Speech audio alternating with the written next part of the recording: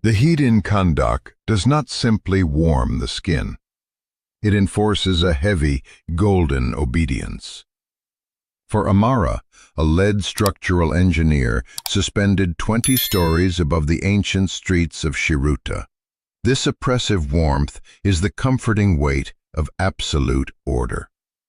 She adjusts the chin strap of her hard hat, her hands calloused from years of restoring the limestone majesty of the Western Palace. Below her, the metropolis hums with an enforced, terrifying peace. There is no theft here. There are no warlords.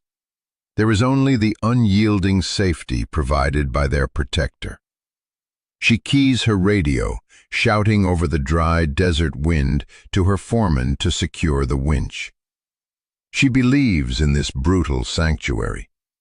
She traded the chaotic illusion of freedom for the certainty that she will breathe tomorrow. But what if the ultimate immovable object of magical order was suddenly struck by an unstoppable, alien force of biological chaos? What if the prince of all Saiyans fell into the kingdom of Black Adam? The disruption does not begin with a sound, but with the absence of it. The wind abruptly dies. Then, a low-frequency vibration rattles the fillings in Amara's teeth. It is not a seismic tremor born of the earth, but a violent shuddering of the atmosphere itself. She grips the rusted railing of her suspended platform, her knuckles turning bone white. She barks into her radio for a seismometer check, but the response is choked by heavy, shrieking static. She tilts her head upward, and her breath catches in her throat.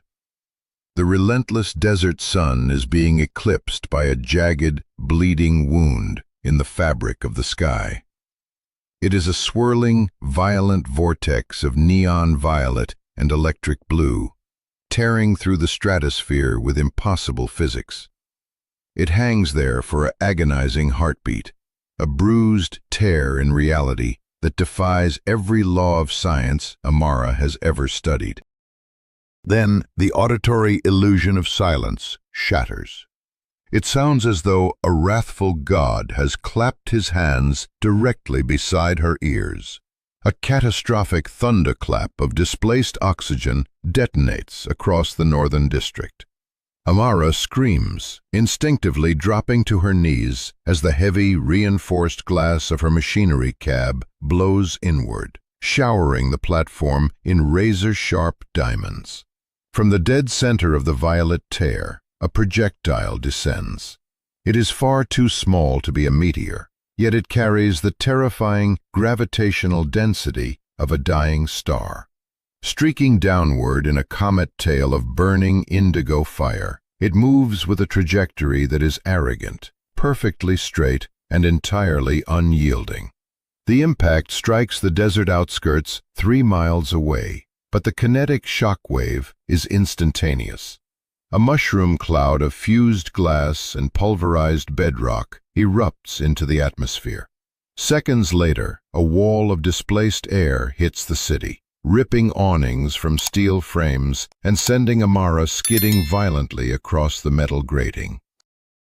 Her safety harness snaps taut, arresting her slide with a bone-jarring crack that steals the oxygen from her lungs. Amara dangles over the edge of the 20-story drop, her heart hammering against her ribs like a trapped, panicked bird. She stares wide-eyed at the rising plume of dust on the horizon. The deep-seated, primal fear she thought she had buried forever, the terror of a chaotic, unpredictable universe, claws its way out of her stomach and into her throat. She fumbles for her dead radio, screaming for Central Command, begging for a status report. The only answer she receives is a sound that resonates in the very marrow of every Kahndaqi citizen. A deafening, localized crack of thunder. Krakoom!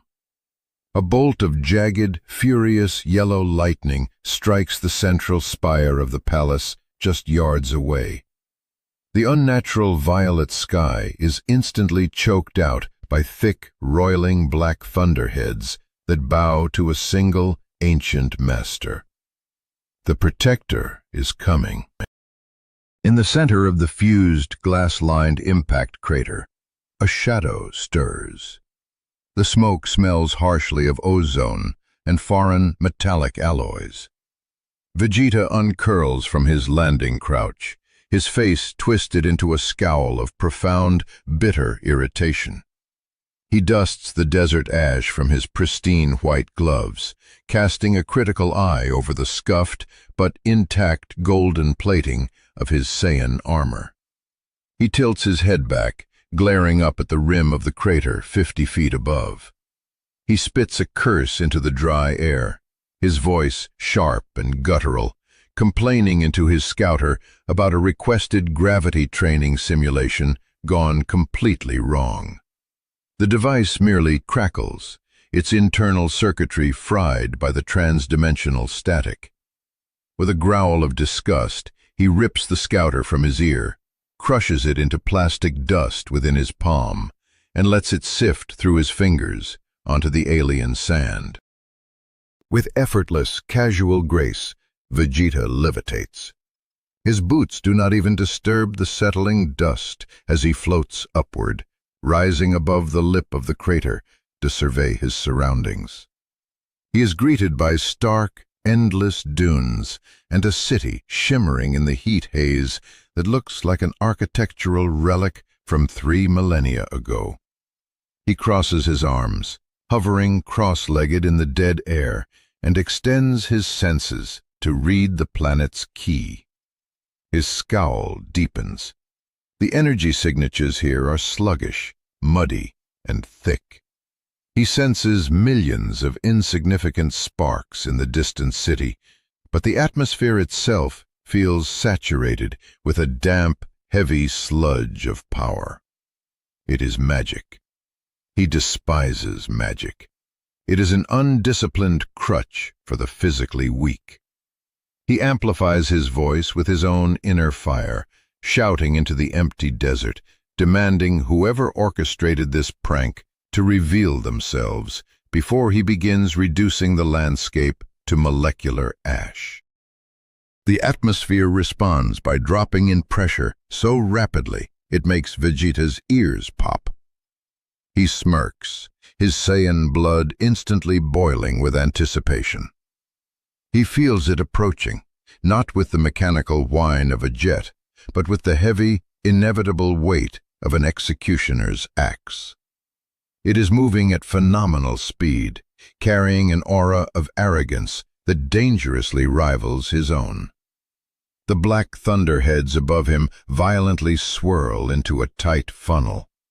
A pillar of yellow lightning, as thick as a skyscraper, hammers the earth 100 yards from where Vegeta hovers, instantly turning the sand into a mirror of molten glass. As the smoke clears, a figure floats vertically in the air. He wears a cape darker than the storm, adorned with gleaming, ancient gold. His arms are folded across a chest carved from immortal granite, centered by a lightning bolt emblem that hums with audible, raw power. His eyes are pupilless, glowing white orbs locked onto the intruder. Amara scrambles back onto the relative safety of the platform, her hands violently shaking as she unclips her safety line and grabs her heavy-duty binoculars. The strict laws of Kahndaq demand that when the king fights, mortals must bow their heads and pray. To watch the gods go to war is to invite their stray, catastrophic fire. But she cannot look away. She is paralyzed by the impossible geometry of the scene. Through the magnified lenses, she watches the 2 specks hovering against the bruised sky. One is clad in black, the terrifying embodiment of Kahndaq's iron will. The other is a stranger in blue and white, his spiky black hair standing rigidly on end, radiating an aura of absolute, suicidal defiance. She whispers a prayer into the hot wind, wondering what kind of madman dares to float in the airspace of the immortal king. The deep, resonant voice of Black Adam rolls across the desert and washes over the city, a sound that brooks absolutely no argument. He demands the intruder identify himself or be immediately reduced to ash for violating sovereign airspace. The smaller figure does not flinch. Through her binoculars, Amara watches the stranger's mouth curl into a terrifying, feral smirk. His voice cuts through the wind, sharp, mocking, and amplified. He declares himself the Prince of all Saiyans, brushing off the King of Kahndaq as a mere obstacle blocking his sunlight. Amara gasps, her heart skipping a beat. No living creature speaks to the protector in that tone. No one breathes long enough to finish such a sentence. The air around Black Adam visibly crackles with lethal static electricity, small arcs of blue jumping aggressively between his clenched fingers as he orders the alien to kneel to the authority of the wizard's lightning. Vegeta throws his head back and barks a dry, chilling laugh that carries all the way to the city limits. He drops his voice into a dangerous, gravelly growl, informing the floating demigod that he misunderstands the hierarchy of the universe. He does not kneel to gods, and he certainly will not kneel to a local warlord wearing spandex. Unfolding his arms, Vegeta decides he has had enough of the diplomatic posturing. He flares his ki. The transformation is instantaneous and violent. A blinding, roaring golden aura of Super Saiyan energy bursts into existence, illuminating the desert floor with the intensity of a second sun. The sudden, catastrophic release of atmospheric pressure creates a physical shockwave that violently flattens the dunes for a mile in every direction.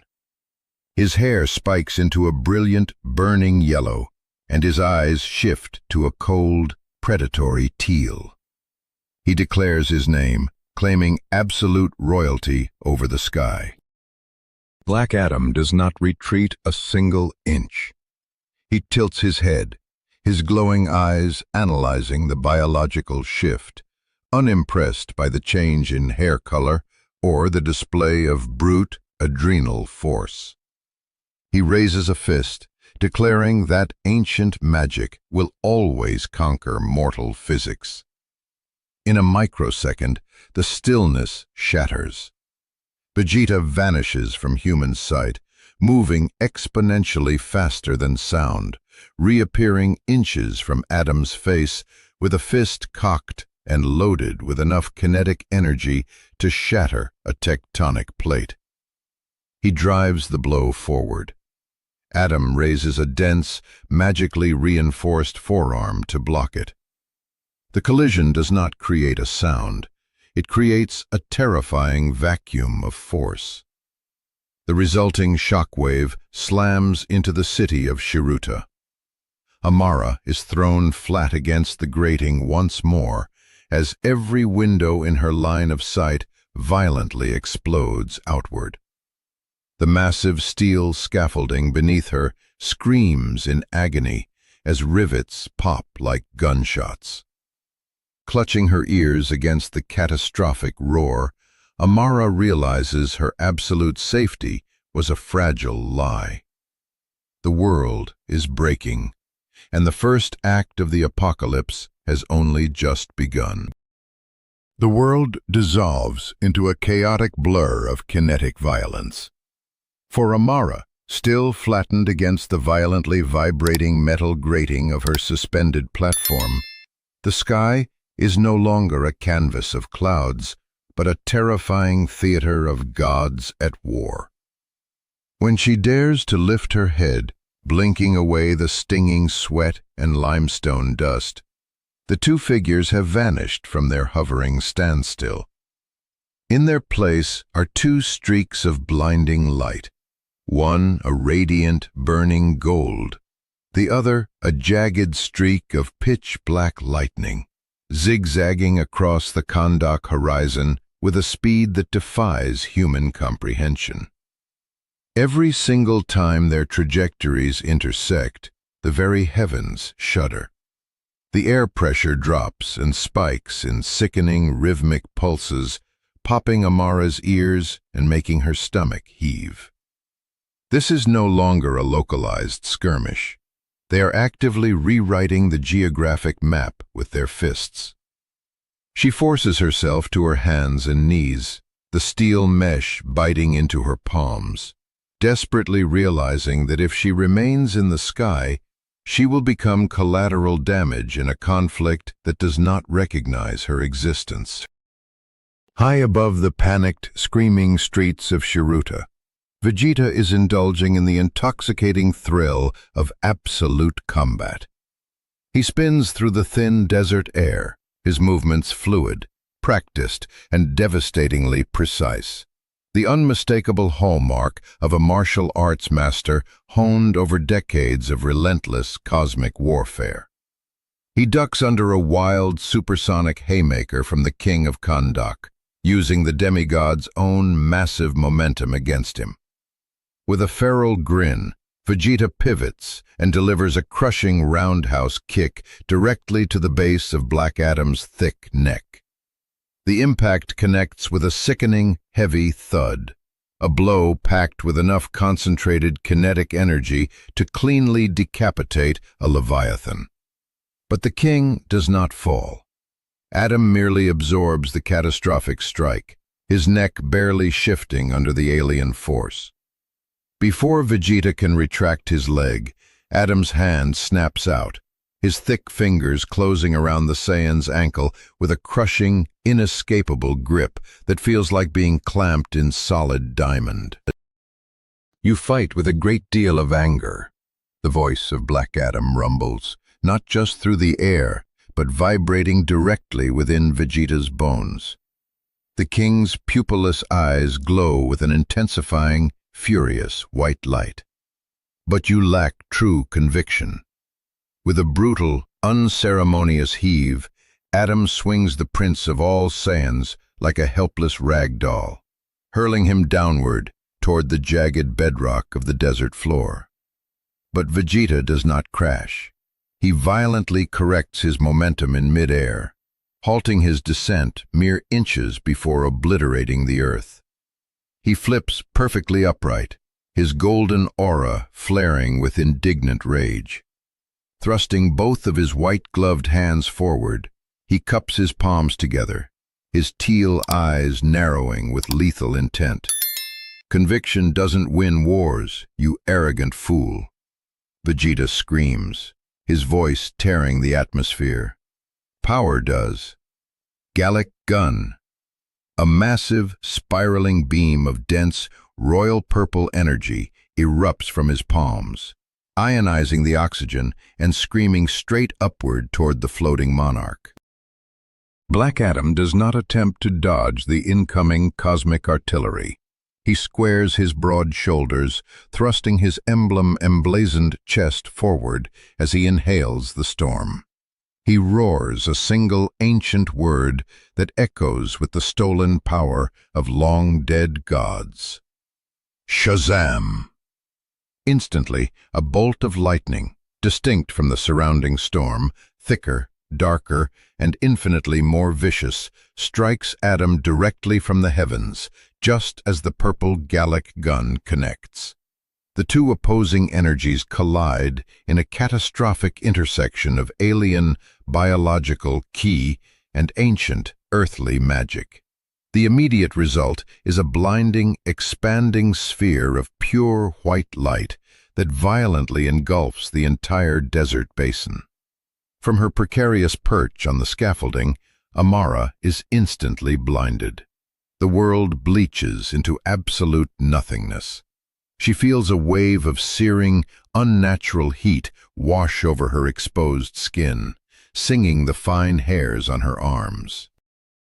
Blinded and terrified, Amara crawls desperately toward the rusted safety of the service stairwell, her survival instincts screaming at her to get beneath the earth, to hide in the deep, forgotten catacombs of the city.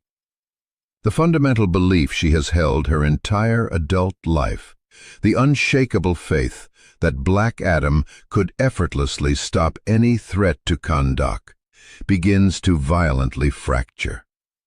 Her king is undoubtedly strong, a terrifying force of order, but this golden-haired stranger is something entirely different. This alien is a walking, breathing extinction event who seems to actively enjoy the escalating devastation. As her vision slowly begins to clear, watering and stinging from the harsh light, she peers out over the edge. The desert floor below has been completely fused into a perfectly smooth sheet of smoking, reflective glass. The heavy storm clouds have been entirely burned away, leaving a perfectly circular, bruised hole in the atmosphere. And to her absolute horror, the combatants are still there. Vegeta is panting slightly, floating amidst the dissipating, ozone-scented smoke of his own energy blast. His pristine white armor is heavily cracked across the breastplate, and a thin, bright trickle of crimson blood runs down his forehead, cutting through the ash on his face. Yet he is smiling. It is a wide, feral, deeply unsettling grin that exposes his teeth in a display of pure warrior's ecstasy. Hovering opposite him, Black Adam looks significantly less regal. His dark cape is torn to tattered ribbons, and thick smoke rises from the center of his chest, where the magical lightning met the alien energy beam. The king looks profoundly, deeply annoyed. "You are durable," Adam finally admits, wiping a smear of black soot from his strong chin. "I will grant you that anomaly. Most mortal creatures crumble to ash after the first strike of the living lightning." Vegeta casually spits a mouthful of blood to the side and loudly cracks his neck. "And you are nothing but a glorified, magical punching bag. But you're sturdy. Good." Vegeta violently clenches his fists, pulling his arms inward as he summons a deeper well of power. The chaotic, roaring golden aura suddenly shifts, deepening and condensing. The erratic yellow fire burns away, replaced by a tranquil, flowing, liquid blue flame that completely engulfs his body. The atmospheric pressure in the sky instantly changes from a wild, unpredictable storm to the crushing, suffocating weight of an ocean trench. "I was genuinely worried I would break you too quickly," Vegeta says, his voice losing its raspy scream, dropping into a calm, icy cadence as his spiked hair shifts into a brilliant cyan blue. "Now, I can actually try." The sudden, dense gravity of the Super Saiyan blue form presses down on the city. Amara feels it in her chest, a heavy, cold dread that makes it physically difficult to inhale. She grips the cold steel bar of the stairwell, her knees trembling as she realizes with sinking, absolute horror that the planet-shaking clash she just witnessed was merely a warm-up. "There are no gods in this sky," Vegeta's voice booms, devoid of rage but filled with lethal certainty. "Only me." He launches himself forward, instantly shattering the sound barrier, becoming a pristine blue comet aiming straight for the black heart of Kahndaq's defender. For Amara, the descent down the exposed stairwell becomes a waking nightmare of vertigo and constant, violent vibration. Every time the blue and black entities collide in the sky above, the entire 20-story scaffold structure shudders violently, groaning like a massive, dying beast. Heavy steel bolts shear off their joints, pinging against the girders like stray sniper bullets. She refuses to look up, focusing entirely on the slick, dust-covered metal steps beneath her boots. Step, step, slide. Then another catastrophic boom. The air pressure drops so sharply she gags, followed instantly by a wave of heat that smells heavily of burning ozone. From the 10th-story landing, she witnesses the fight mutating into a terrifying display of impossible, high-speed geometry. The blue light of the Saiyan is no longer moving in straight, predictable lines. He is literally blinking in and out of physical existence, tracing jagged, impossible angles around the solid, hovering black pillar that is the king. Vegeta is undeniably faster now. Even Amara's unenhanced, mortal eyes can perceive the terrifying disparity in speed. The Saiyan is a blur of Saiyan ferocity, striking the protector from 3 different directions in what seems like the exact same microsecond. Yet Black Adam does not immediately fall. He hangs in the thin air, a monolith of stubborn black stone, absorbing the devastating impacts. But Amara pauses, gripping the rails so hard her hands ache. She has seen Black Adam effortlessly quell armed rebellions, manually destroy battle tanks, and catch supersonic missiles. But she has never, ever seen him physically struck like this. To watch his head snap violently backward, to see the heavy ripple of kinetic impact travel through his indestructible body, feels like watching a blasphemy. High above the sweating, terrified engineer, Vegeta is operating with a tranquil, icy focus. The overflowing, blinding rage of his golden form is gone, replaced by the crisp, manageable sharpness of God Ki. He senses every grain of shifting sand below, every panicked heartbeat in the sprawling city, and the dense, storm-like magical pressure radiating from his opponent. "You're too slow," Vegeta taunts, his calm voice carried perfectly by the displaced wind. He vanishes, materializing instantly behind Black Adam's broad back. Clasping his hands together into a double-fisted sledgehammer, he brings them down with ruthless precision onto the base of Adam's neck. The crack sounds like a massive cannon firing. Adam plummets 50 feet, his eyes wide with shock, before catching himself in midair with a heavy grunt of pure exertion. But before the king can even pivot, Vegeta is already there, driving a brutal, glowing blue knee directly into Adam's sternum, sending the monarch skipping backward across the invisible barrier of the atmosphere. Adam finally stabilizes his violent spin, violently wiping a fresh trail of blood from his split lip. The divine blood sizzles and completely evaporates into steam before it can even fall to the city below. His eyes, previously just glowing, now burn with a furious, blinding white intensity. "You mistake patience for weakness," Adam rumbles, the sound echoing ominously from the clouds rather than his throat.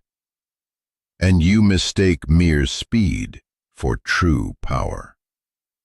Adam spreads his arms wide, entirely dropping his physical guard. The air around him grows incredibly heavy, smelling deeply of ancient rain and sealed, dusty tombs. Shazam! This time, the magic does not strike from the heavens. It violently erupts from within. Lightning explodes outward from Adam's chest, branching into a chaotic, inescapable web of thick yellow plasma. Vegeta, rushing in for yet another surgical strike, is caught entirely off guard. He attempts to break mid-air, but the magical discharge is instantaneous. It violently lashes out, wrapping tightly around the Saiyan's limbs like a searing electric whip. "Gah!" Vegeta cries out in genuine shock as his forward momentum is brutally halted. This energy is not ki. It doesn't burn or push.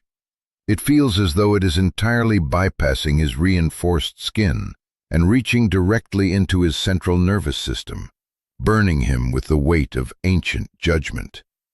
The magical lightning violently retracts, pulling the restrained Saiyan directly toward the furious king. "You are fast, little prince," Adam says, his voice heavily layered with the terrifying, overlapping echoes of the Egyptian pantheon. He reaches out and catches Vegeta by the throat with one hand, a grip that is absolute and unyielding. "But Heru grants me the speed to catch the wind itself." "And Aman," Adam continues, squeezing the Saiyan's throat tighter, completely ignoring the blue god fire searing the leather of his own glove, "grants me the strength to crush it."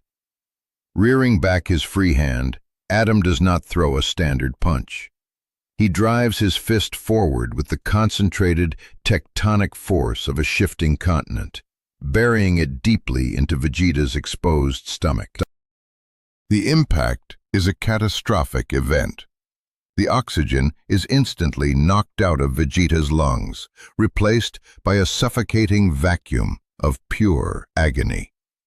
His teal eyes bulge, and for a terrifying second, his vision completely blacks out. Without a second thought, Black Adam hurls the paralyzed Saiyan away. Vegeta becomes a helpless, high-velocity meteor, screaming downward from the sky, aimed directly at the western face of the palace. Amara hears the deafening shriek of displaced air, only a fraction of a second before her entire world disintegrates. The upper 20 floors of the massive scaffold structure are simply and violently erased from existence. Thick metal girders twist into useless pretzels.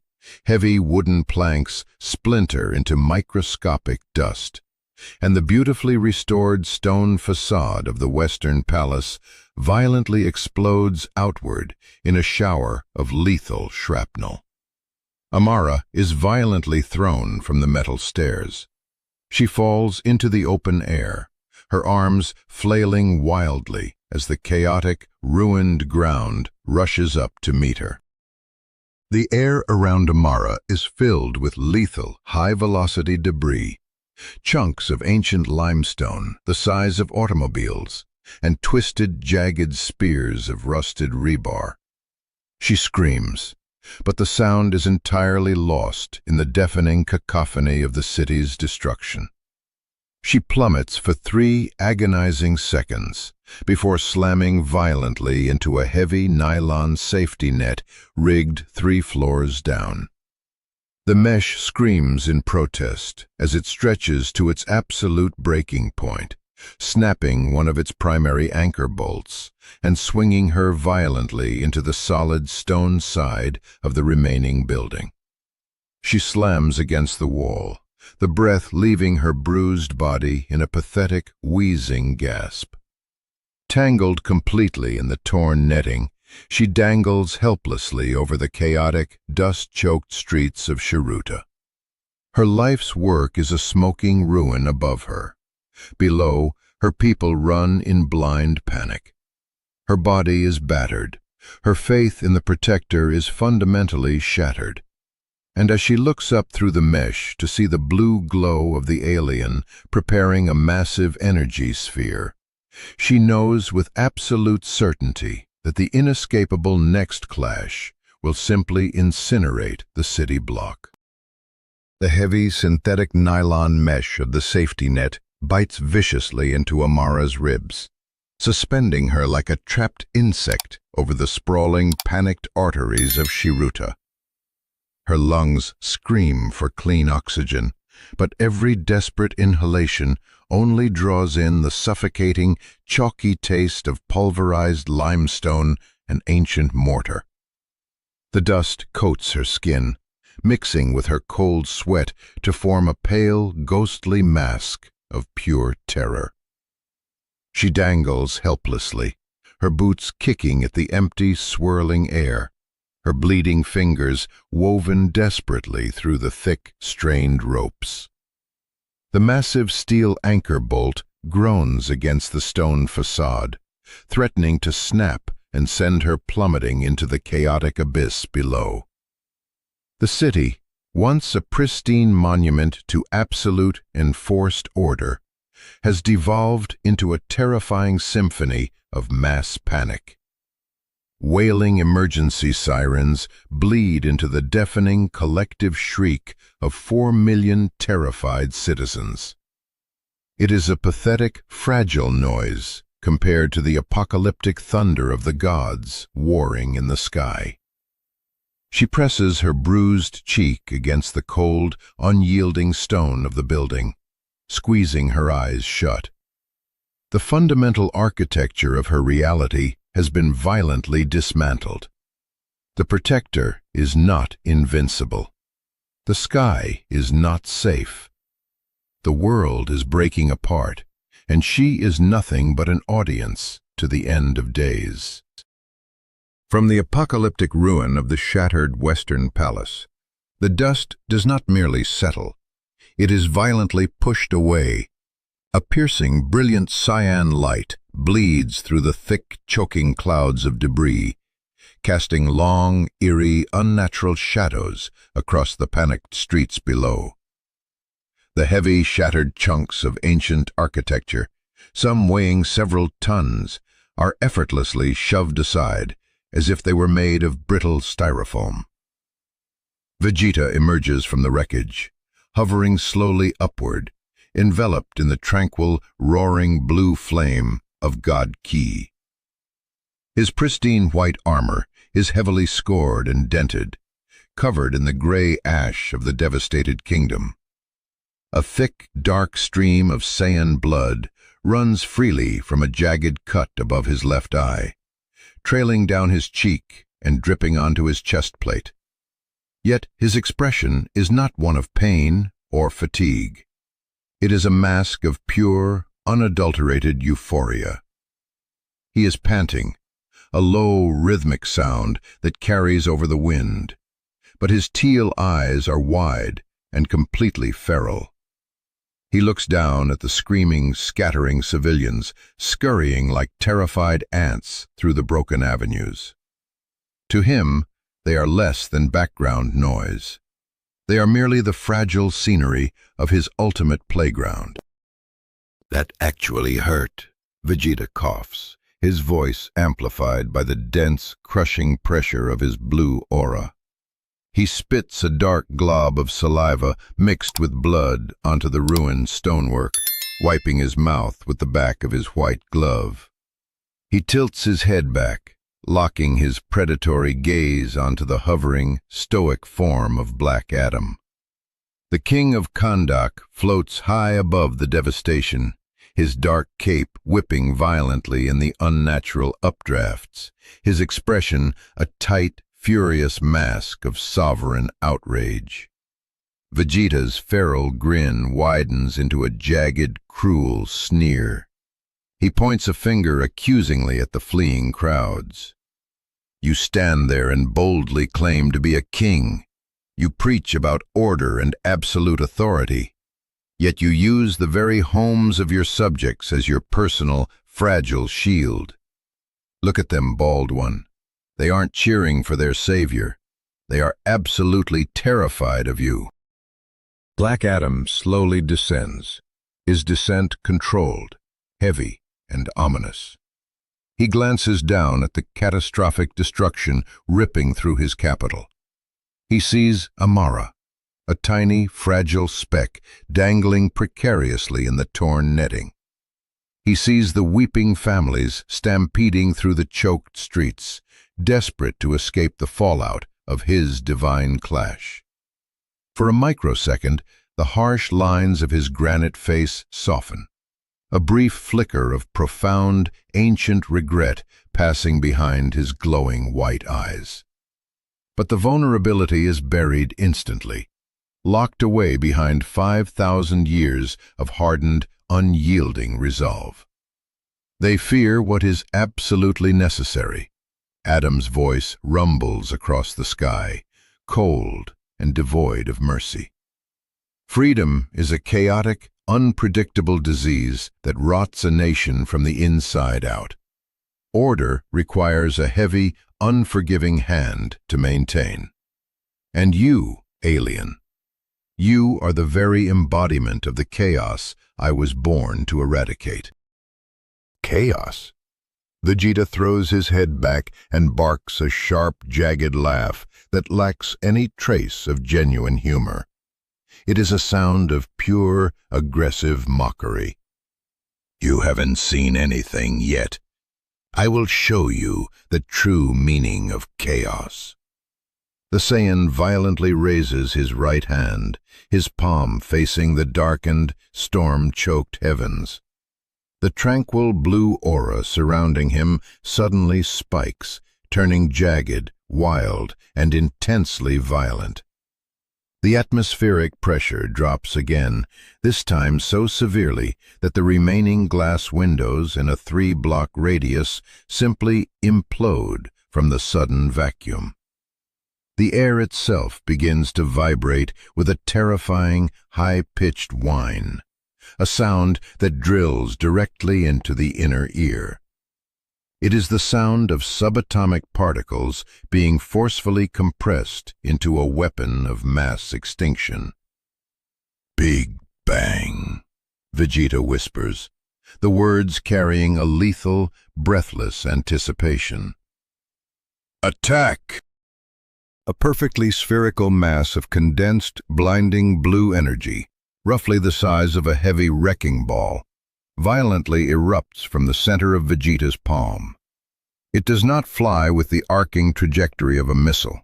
It tears through the sky in a perfectly straight, instantaneous line, leaving a smoking, ionized vacuum in its wake. Vegeta does not aim the devastating blast directly at Black Adam's chest. He aims it slightly off-center, specifically calculating the trajectory to clip the monarch, intending to force the king to dodge, to retreat, to cede the airspace. It is a tactical strike meant to completely break the king's stubborn, rooted stance. But Black Adam does not move a single inch. He hangs suspended in the air, his glowing eyes locked onto the incoming sphere of cosmic annihilation. He cannot dodge. He cannot retreat. Situated directly behind him, perfectly aligned with the trajectory of the Big Bang attack, is the Grand Hospital of Shiruta, a massive, sprawling complex housing thousands of sick, injured, and helpless Kahndaqi citizens. If Adam shifts his weight, if he allows the blast to pass, the entire facility and every soul inside will be instantly vaporized into subatomic dust. The morality of the choice is absolute and instantaneous. The hesitation in the king's mind is absolute zero. He is the protector. He is the unbreakable dam that holds back the raging flood. With a heavy, resolute breath, Adam violently crosses his thick, muscular arms over his chest in a rigid, impenetrable X formation. He braces his divine body against the fabric of the sky itself. Wisdom of Zehuti, Adam whispers, his voice a low, desperate prayer to the ancient gods. Guide my defense. The Big Bang attack violently slams into the crossed forearms of Black Adam. The resulting explosion is a sensory nightmare. The world does not simply light up. It is entirely consumed by a blinding, expanding dome of searing blue fire that swallows the entire sky. From her terrifying vantage point in the torn netting, Amara forcefully shuts her eyes, burying her face into the cold, dusty stone of the building wall. She prays frantically to ancestors she has not spoken to in over a decade, her voice entirely lost in the apocalyptic roar. The wave of thermal radiation washes over her, instantly singing the split ends of her dark hair and blistering the exposed skin on the back of her neck. The sheer kinetic force of the blast shakes the enormous steel skeleton of the building so violently that Amara feels her teeth physically rattle within her skull. It feels as though the entire planet has been forcefully knocked off its orbital axis. When the blinding, searing light finally begins to fade, it is replaced by a silence that is far more terrifying than the explosion itself. It is the dead, heavy silence of a graveyard. Amara slowly, painfully forces her eyes open, blinking away the stinging, acidic tears. Thick, acrid smoke billows aggressively across the ruined sky, completely obscuring the sun. But in the direct center of the clearing, drifting ash, Black Adam is still there. He has not fallen, he has not retreated.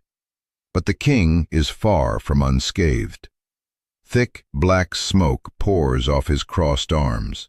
His ancient, indestructible golden gauntlets have been entirely shattered, blasted into microscopic shrapnel. The flesh beneath is exposed, angry, red, and violently blistered, weeping golden blood that sizzles as it hits the superheated air. His massive chest heaves with profound, agonizing exertion, his breath rattling wetly in his throat. He stopped it.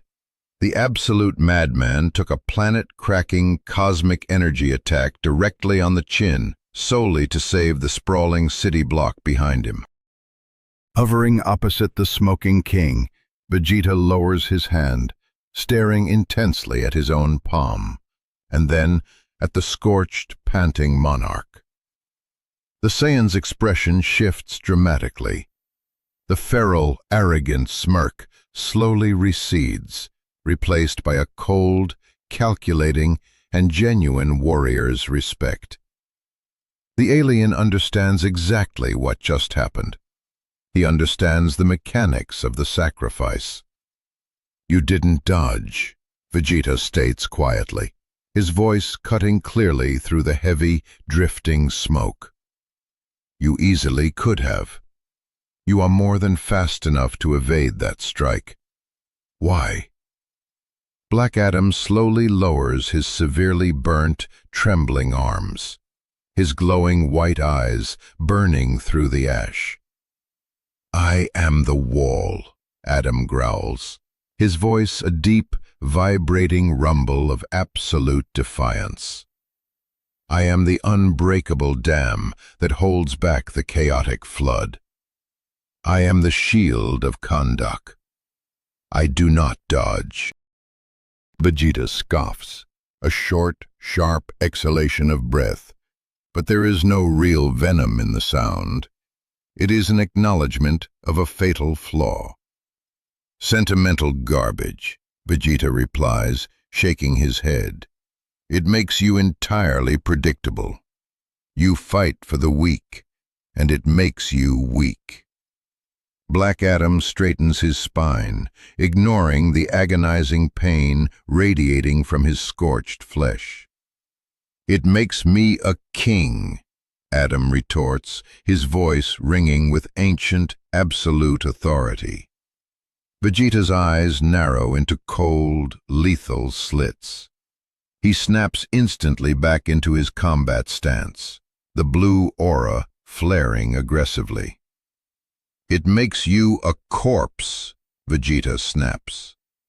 The Saiyan's brilliant tactical mind is already rapidly calculating the necessary shift in strategy. Direct, overwhelming physical blows were somewhat effective, but the demigod's magical durability is simply too high. Massive, localized energy blasts are tactically sound, but Adam will simply use his own indestructible body to tank them to save the insignificant ants crawling below. Vegeta realizes he needs to hurt the king in a way that completely bypasses his physical guard and exploits his predictable, heroic rigidity.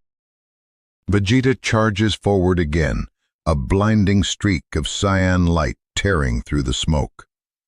But this time, as he closes the massive distance, he executes a flawless, high-speed feint.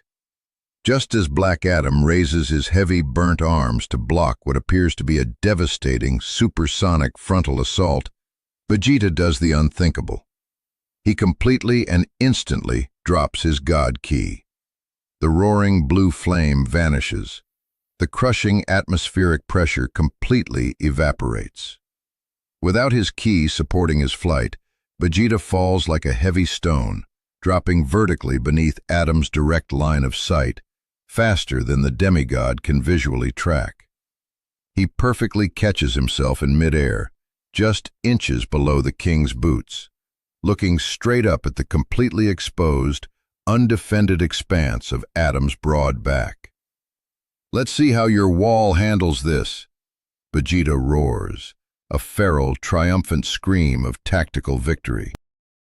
Vegeta violently thrusts both of his white-gloved palms flat against the small of Black Adam's spine. He channels every ounce of his dormant energy into a single, microscopic point of impact. Gamma burst. Flash. It is a point-blank, unshielded discharge of pure, volatile energy. It acts like a cosmic shotgun blast fired directly into the king's central nervous system. The sound is a deafening, wet tear in the atmosphere. Black Adam violently arches his spine, throwing his head back as a scream of genuine, unadulterated agony rips from his throat. The sheer, overwhelming kinetic force of the upward blast sends the king rocketing vertically into the sky. He is launched higher and higher, a helpless, burning projectile punching a massive, swirling hole straight through the thick cloud layer, forcefully dragging a searing trail of blue fire and displaced oxygen with him. Vegeta does not hesitate. He instantly reignites his God Ki and violently chases his ascending prey, streaking upward into the freezing, thin air of the upper atmosphere. Amara watches them go, clinging desperately to the torn nylon netting. Her heart pounds a frantic, bruising rhythm against her ribs as she watches the two streaks of light, one a blinding blue, the other a smoking black, shoot upward, away from the trembling earth. The crushing, suffocating pressure on the city finally lifts, allowing the terrified citizens below to draw a full, gasping breath. But the deep, paralyzing dread remains anchored in Amara's gut. She struggles violently against the tangled mesh, finally managing to unhook her left leg from the restrictive ropes. With a terrified gasp, she lets go, dropping the last 10 feet onto a structurally compromised, jutting balcony. She stumbles hard, scraping her knees on. "He's taking him away," Amara whispers to the empty, ruined room, a fragile, desperate seed of hope blooming in her chest. The alien stranger.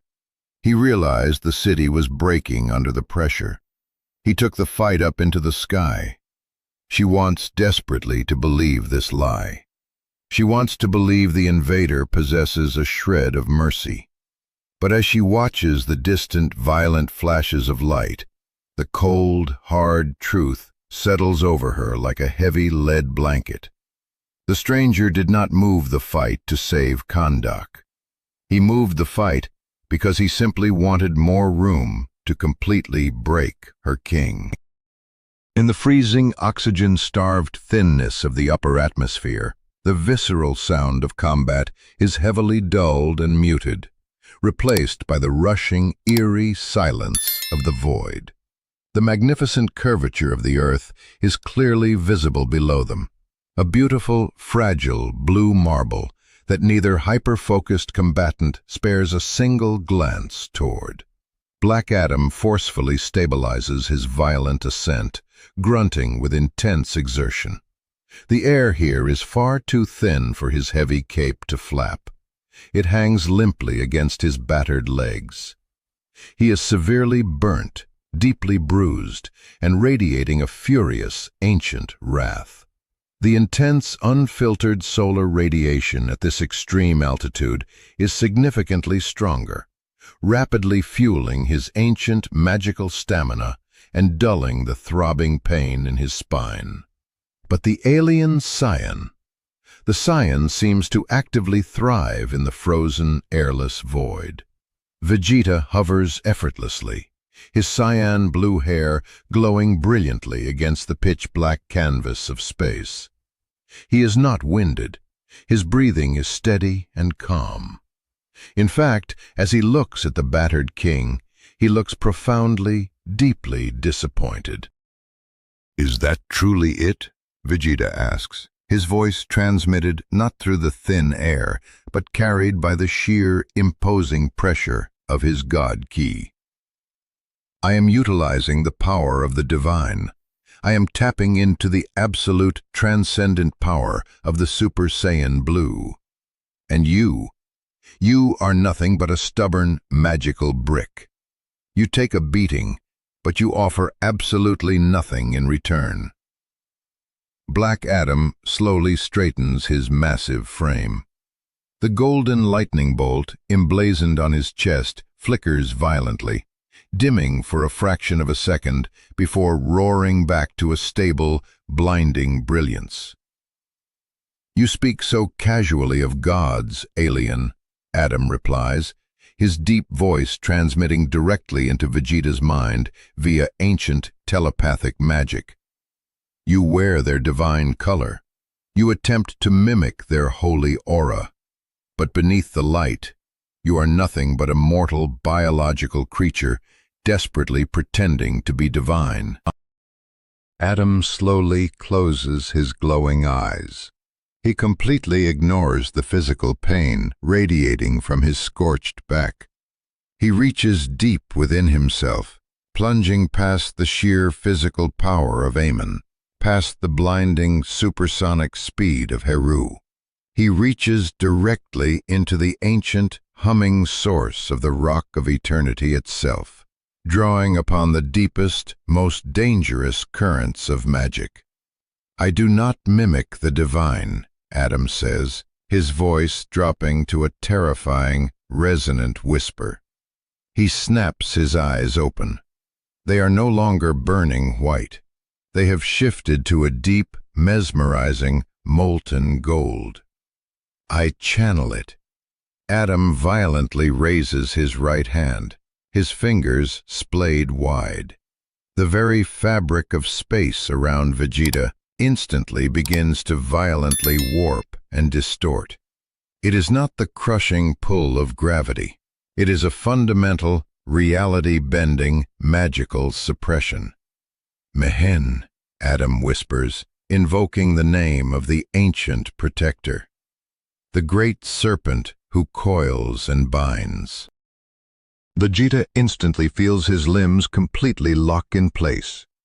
Heavy, invisible, and completely unbreakable bands of ancient magical energy wrap violently around his arms, his torso, and his legs.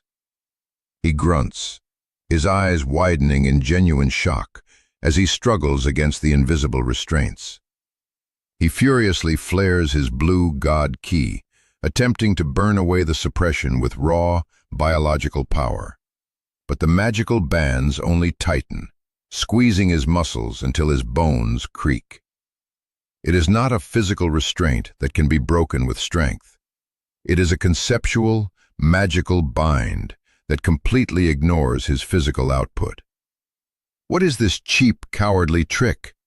Vegeta roars, his tranquil focus finally breaking, replaced by rising, panicked fury as he thrashes uselessly in the void. Adam slowly floats closer, his face a mask of absolute, merciless judgment. His massive right fist begins to glow with a terrifying, concentrated density of pure yellow magic. "You rely entirely upon your biological body," Adam states coldly, raising his glowing fist. "You rely on your flesh and your ki. So, I will simply remove them from the equation." Black Adam violently cocks his fist back. The magical lightning does not crackle. It condenses into a single, blinding singularity of power directly at his knuckles. This is the absolute judgment of the Six. Adam roars, driving his fist forward with everything he has left.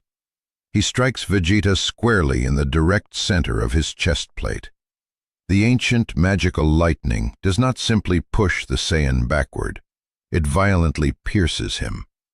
It courses instantly through his shattered armor, burns through his hardened skin, and directly, aggressively seeks out his life force, his very soul. Vegeta screams. It is not a roar of anger or a grunt of exertion. It is a scream of raw, unadulterated spiritual agony. The ancient magic actively attacks his inner spirit, violently burning his God ki from the inside out, completely short-circuiting his divine transformation. The sheer, overwhelming force of the magical blow violently knocks Vegeta entirely out of the Super Saiyan Blue state. The brilliant, glowing cyan hair instantly fades, dropping back to its natural, pitch-black state. His teal eyes roll back into his head, showing only the whites. His body goes completely limp. He falls. He plummets backward from the absolute edge of space, a broken, unconscious ragdoll completely surrendering to the relentless pull of gravity, plunging back toward the swirling storm clouds covering the desert kingdom of Kahndaq. Black Adam floats in the freezing void, watching the alien fall, his massive chest heaving with exhaustion. "Stay down, pretender," Adam whispers to the silence, a profound wave of weariness washing over his immortal bones. But as the king watches the plummeting speck disappear into the atmosphere, a deep, unsettling frown creases his forehead. The falling figure. He is not slowing down to die. The Saiyan's biological energy signature is not fading into the quiet embrace of death. It is mutating. It is violently, aggressively changing. The pitch-black hair of the falling warrior seems to visibly shimmer even from this extreme distance. A dark, heavy, ominous purple haze begins to violently trail behind him as he falls, tearing through the clouds like a comet forged of pure, concentrated malice. Down in the ruined city, Amara is desperately trying to help a severely wounded, bleeding colleague out of the twisted rubble of the office, when the deafening sonic boom violently shakes the building. She flinches, dropping to her knees, and looks out the shattered window toward the sky. Something catastrophic is falling. It isn't the radiant blue savior, and it isn't the black lightning of their king. It looks like a massive, concentrated drop of dark, boiling poison plunging from the heavens. She tracks its trajectory with wide, terrified eyes. It crashes violently into the deep desert, miles outside the city limits, landing precisely in the exact same fused crater where the apocalyptic battle originally began. The impact is fundamentally different this time. It does not shake the ground with a kinetic wave. It does not blow out windows. It seems to instantly infect the earth.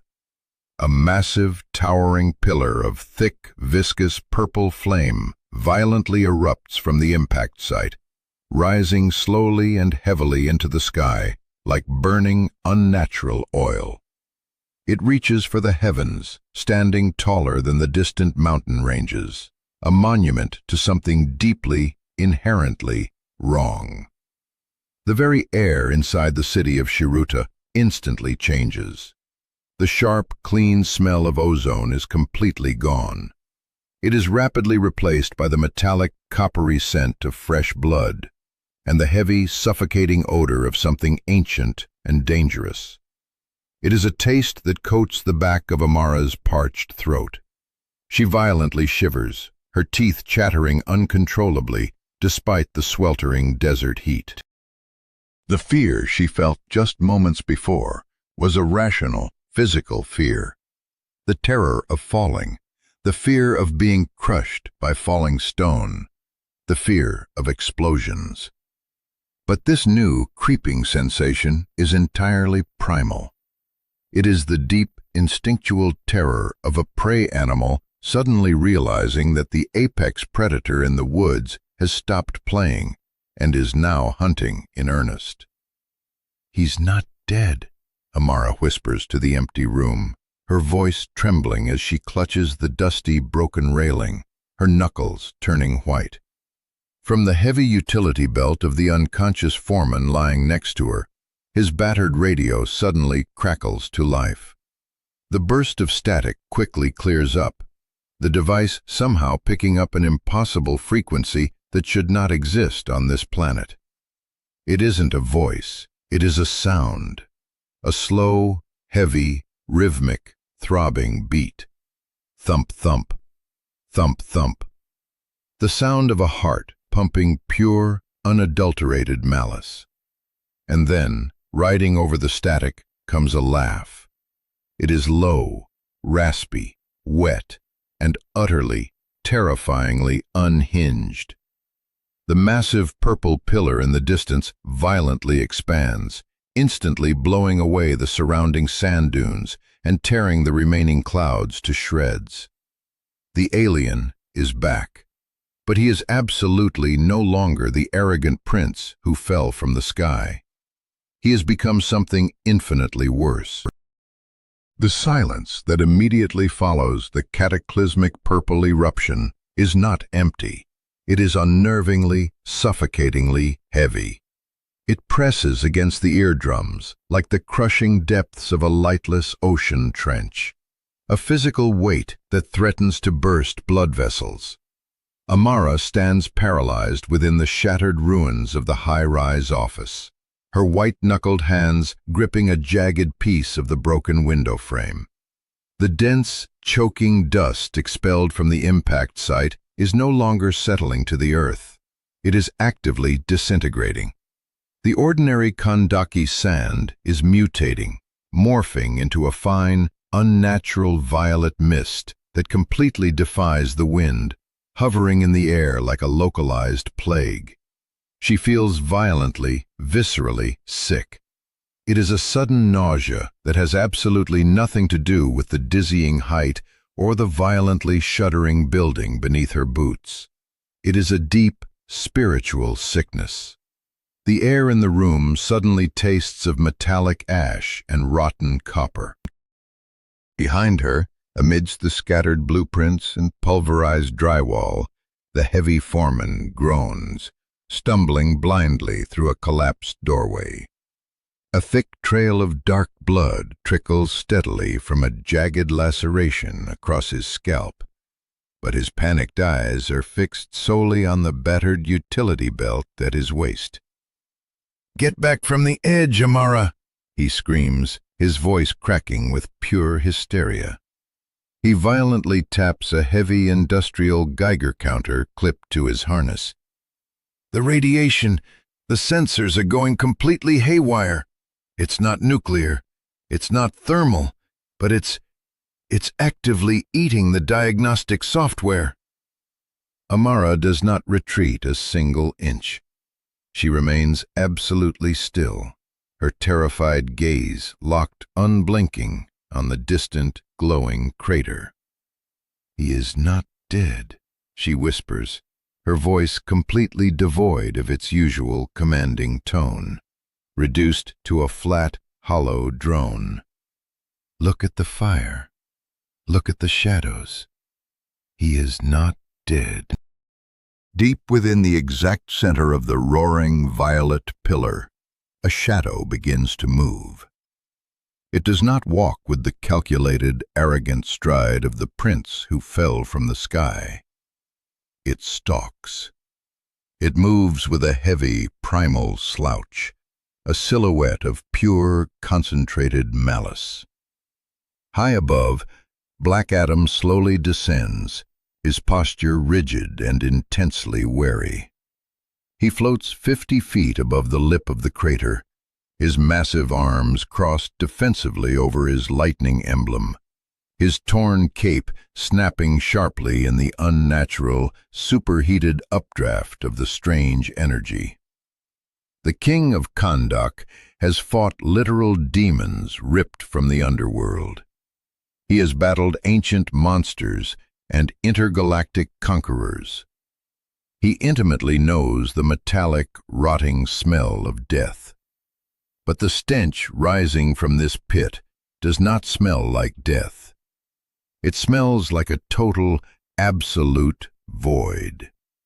It smells like the end of existence itself.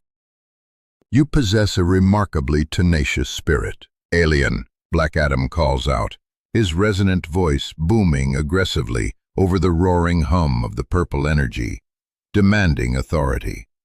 "But your biological body is completely broken. I felt your ribs snap beneath my fist. I felt your divine key shatter into useless fragments. Stay down, and I, as your conqueror, will grant you the high honor of a warrior's burial." The response from the pit is not a plea for mercy. A low, wet, guttural chuckle slowly rises from the swirling smoke. A burial. The voice is entirely different. It is far raspier, dropping an octave deeper, dripping with a dark, intoxicated, and deeply unhinged amusement. "I don't need a shallow grave in your pathetic sand, King of Kahndaq. I need a mirror." With a violent sucking sound, the massive violet flame suddenly pulses outward, then violently retracts, pulling itself tightly into the center of the crater. Vegeta stands amidst the fused, smoking glass. But it is absolutely no longer the Vegeta who fought just moments before. His pristine white armor is completely gone from the waist up, utterly obliterated by the magical lightning strike. His exposed skin is heavily scarred, smoking violently, and painted with brutal, overlapping bruises of deep purple and black. But the most terrifying, fundamental change is his face. His sharp, expressive eyebrows have completely vanished, replaced by a heavy, thick Neanderthal ridge of pure, aggressive muscle and bone. Beneath that heavy brow, his eyes burn with a terrifying magenta madness. His hair, previously a tranquil cyan blue, has shifted to a deep, royal, violent purple. And he is smiling. It is not a smirk of superiority. It is a wide, unhinged, impossibly broad grin that stretches far too wide across his battered face, exposing teeth stained with his own blood. "What twisted form is this?" Black Adam demands, his glowing white eyes narrowing as he drops his crossed arms. For the first time in over 5 millennia, the immortal king feels a sharp, involuntary chill sprint down his indestructible spine, a biological warning system he has not felt since he was a mortal slave in the ancient quarries. "You absolutely reek of nothingness." Vegeta slowly rolls his neck, the thick vertebrae cracking with loud, sickening pops that echo across the silent dunes. He raises his bruised hands, staring in rapt fascination at his own trembling fingers, watching the thick, liquid purple aura dance and snap around his knuckles like sentient, hungry fire. "Power," Vegeta whispers, violently clenching his fist so hard the knuckles turn white. Raw, unfiltered power derived solely from the deepest, darkest instincts. Unbounded by reason, unfiltered by divine calm. He slowly tilts his head up, locking his burning magenta eyes onto the hovering king. "The more my mortal soul burns, the stronger my body becomes. This is Ultra Ego." Black Adam does not hesitate for a single microsecond. The fundamental rule of God-tier combat is absolute. If the enemy assumes a new, unknown transformation, you strike them violently before the energy can properly settle. "Shazam!" Adam roars, diving from the sky like a living, wrathful lightning bolt. He clasps his massive hands together, aiming a devastating, two-handed hammer blow directly at the Saiyan's completely exposed, unprotected head. The king moves at speeds that visibly warp the ambient light around his descending form, a meteor of black and gold fury. Vegeta does not attempt to dodge. He does not raise his arms to block. He simply widens his manic grin and explicitly offers his face to the descending god. Crack. Black Adam's heavy, indestructible fists violently connect with Vegeta's face. The kinetic impact is so overwhelmingly severe that it instantly creates a massive vacuum trench in the desert sand directly behind the Saiyan, ripping a canyon 3 miles long into the earth, simply from the displaced air pressure. From her vantage point in the shattered office, Amara gasps, violently covering her mouth with her hands. "He took it. He just stood there and took it." Vegeta's head snaps violently backward, his neck bending at a terrifying, unnatural angle. Bright red blood forcefully sprays from his shattered nose, painting the sand. But his boots? His heavy white boots have not shifted a single microscopic millimeter. They remain perfectly, stubbornly rooted to the fused glass. Slowly, agonizingly, with the sickening sound of grinding cartilage, Vegeta forcefully turns his head back to the center. His nose is completely flattened. Fresh blood pours freely down his chin, bubbling as it hits the purple aura. And the absolute madman is laughing. A deep, rumbling laugh that shakes the very air. "Is that all you have, King?"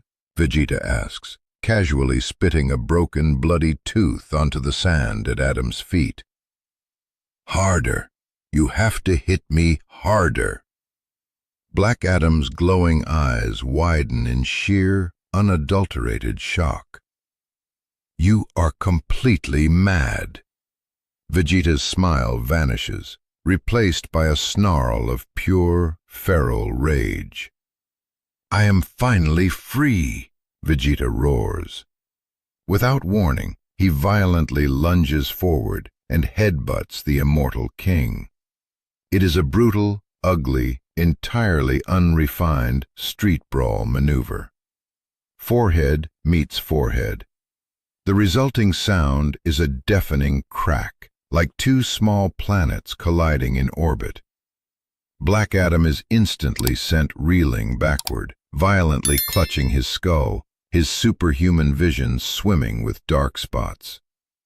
He has taken heavy punches from the Man of Steel.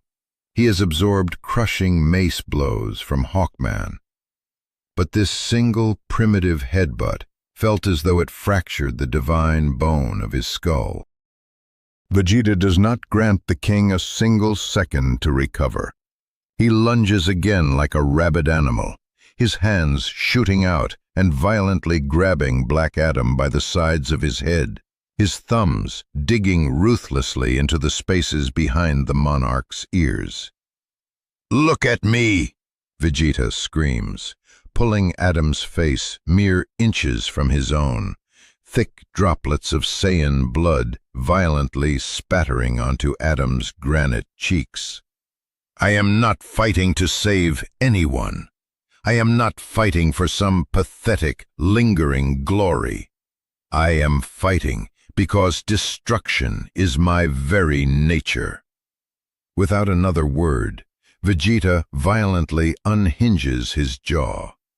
Deep within his throat, a concentrated, swirling sphere of volatile purple energy forms instantaneously, burning with the heat of a collapsed star. Black Adam immediately sees the lethal intent. Panicking, the king violently throws his head backward, his eyes flaring with desperate power as he blasts a twin beam of concentrated, searing heat vision directly into Vegeta's face to force a physical release. Vegeta completely ignores the point-blank heat vision. The divine lasers actively burn away the skin on his cheek, sizzling the flesh down to the bone, filling the air with the putrid smell of cooking meat. But the Saiyan does not even blink. He fires the mouth blast directly into Black Adam's chest. Boom!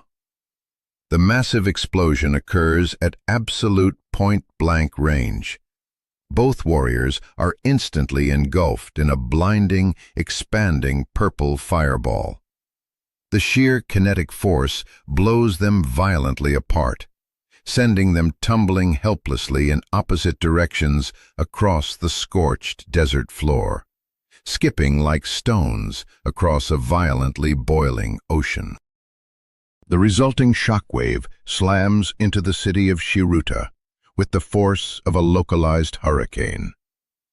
Inside the ruined office, Amara feels the heavy building violently tilt. The remaining shattered glass of the balcony door blows entirely inward in a storm of razor-sharp shrapnel.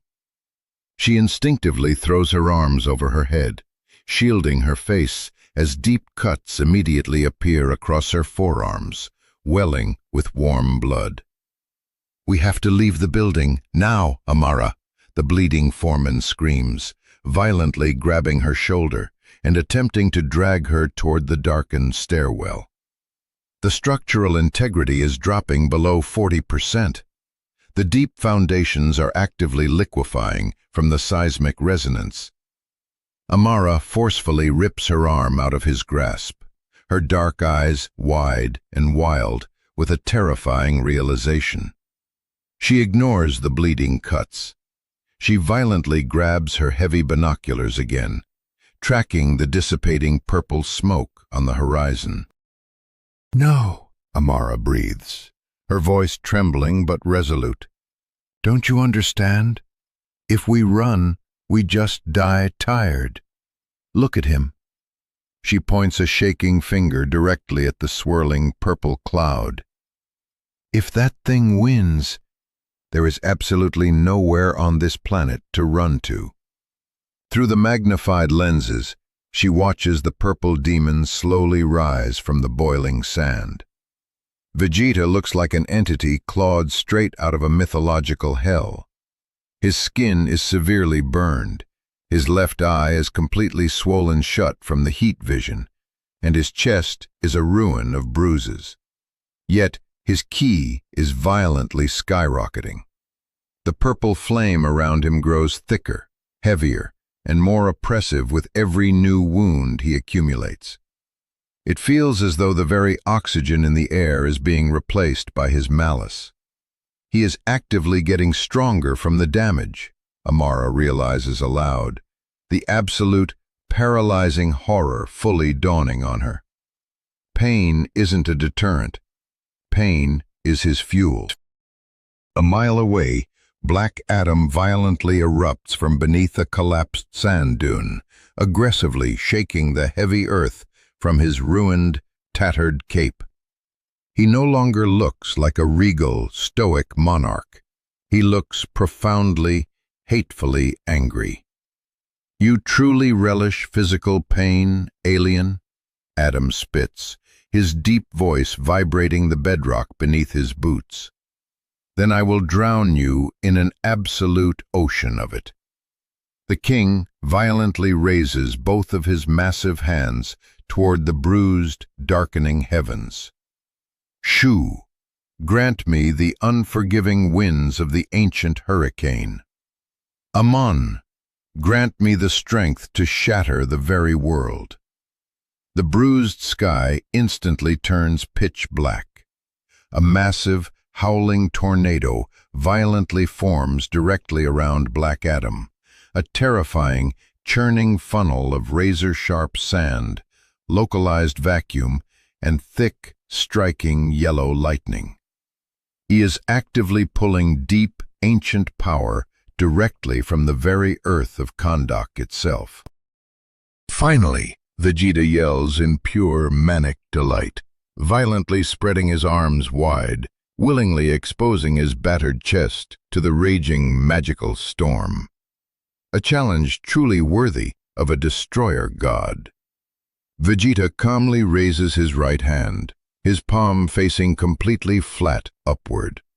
A tiny, swirling, incredibly dense purple ball of energy silently appears, floating an inch above his glove.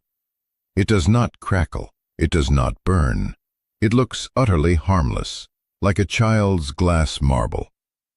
"Hakai," Vegeta whispers, the word carrying a weight that completely defies its quiet volume.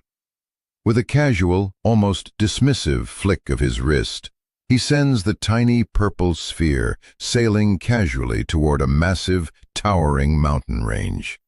The ancient limestone peaks that border the entire eastern flank of the city. The small purple ball silently strikes the center of the massive mountain. There is absolutely no explosion. There is no flash of blinding fire. There is no deafening sonic boom. The mountain simply ceases to exist. One moment, it is a geological monument containing millions of tons of solid rock, ancient caves, and deep history. The very next microsecond, it is completely gone. It is not reduced to rubble. It is not blasted into dust. It is utterly erased from reality, leaving behind nothing but a few drifting, sparkling purple motes that instantly fade into the howling wind. Amara stares blankly at the newly emptied horizon where the familiar, comforting peaks used to stand. Her brilliant engineer's mind completely fails to process the visual data. It's just gone," she stammers, dropping the binoculars. "He didn't blow it up. He deleted it from the map." This is the ultimate paralyzing terror of the destroyer. It is not the application of brute force. It is the absolute divine authority to decide what is allowed to exist and what is not. Black Adam watches the ancient mountain vanish from the corner of his eye. For the first time in his 5,000 years of immortal existence, the invincible king of Kahndaq feels a cold, sharp dagger of genuine, profound fear pierce his heart. He does not fear for his own indestructible life, but for his sacred land. This creature is not just a highly trained brawler. He is a walking, breathing, localized entropy event. "You dare threaten my home?" Adam growls, the massive tornado swirling around him tightening violently, compressing into a localized protective armor of howling wind and lethal lightning. "You dare threaten my people?" Vegeta barks a manic laugh, instantly teleporting directly into the eye of the magical storm, appearing mere inches from Adam's face. "I threaten absolutely everything." This time, the physical clash is fundamentally, brutally different. Vegeta does not attempt to block the king's strikes. He does not parry or dodge. When Black Adam throws a devastating, lightning-laced right hook, Vegeta actively leans his body into the blow, allowing the heavy fist to violently strike his left shoulder, just so he can firmly grab Adam's extended arm. Crunch. Vegeta's own collarbone visibly snaps under the sheer force of the blow, the bone pressing sickeningly against his skin. He does not even blink. "Got you," Vegeta hisses through blood-stained teeth. He violently drives a heavy knee directly into Adam's thick gut, breathless and incredibly hard. He follows it instantly with a vicious, bone-crushing elbow directly to the king's spine. And then, abandoning all martial grace, the Prince of all Saiyans violently bites down, physically sinking his teeth deeply into the thick muscle of Adam's shoulder, forcefully ripping through the indestructible magical suit and tearing the flesh beneath. It is a filthy, violent, desperate street brawl, devoid of any cosmic elegance. Black Adam roars in sheer outrage and pain, violently summoning a massive surge of living lightning to coat his entire body, aggressively electrifying the Saiyan clinging to his back. "Get off me, demon!" Adam bellows, violently unleashing an omnidirectional, catastrophic blast of pure electrical magic. Vegeta is violently blasted backward, skidding heavily across the fused sand, carving a deep, smoking trench with his heavy boots. He finally grinds to a halt, thick smoke rising from his severely electrocuted, blackened skin. He is heavily panting, his chest heaving wildly, but the manic, terrifying smile is somehow even wider. "That's exactly it," Vegeta wheezes, violently wiping a stream of blood from his swollen eye. "The anger, the ancient hate. Feed it to me." He violently charges forward again, a blur of purple malice. Adam flies forward to meet him head-on. They begin to aggressively trade catastrophic blows directly over the center of the desert, creating overlapping, heavy shock waves that begin physically tearing the distant city apart, mile by agonizing mile. Within the boundaries of Shiruta, the massive, ancient buildings are beginning to structurally fail from the relentless, overlapping seismic resonance. Amara watches in absolute, helpless horror as the Western Palace, the beautiful historical project she has dedicated the last 5 years of her life to painstakingly restoring, violently cracks straight down the middle. The massive, beautiful stone statue of the ancient champion, a symbol of hope for the entire nation, shudders violently before crumbling, the enormous stone head snapping off and plummeting heavily toward the crowded, panicked street far below. "My life's work," she whispers, hot tears cutting clean tracks through the thick gray dust coating her cheeks.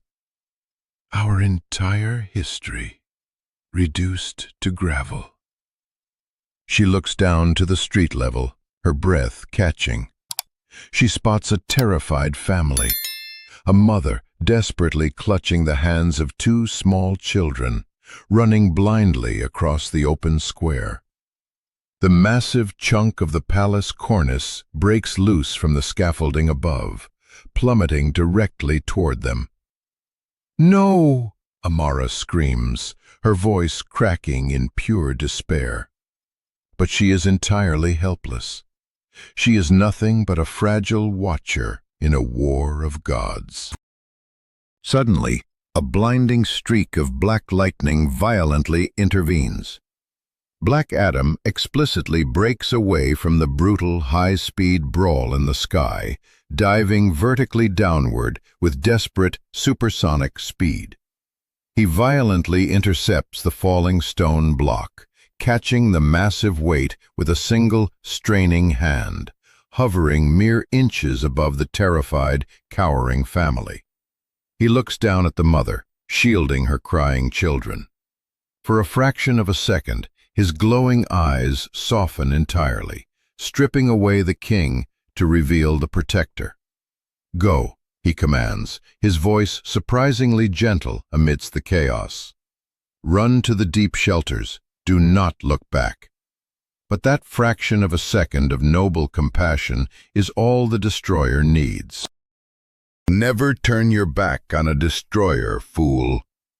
Vegeta roars from the heavens.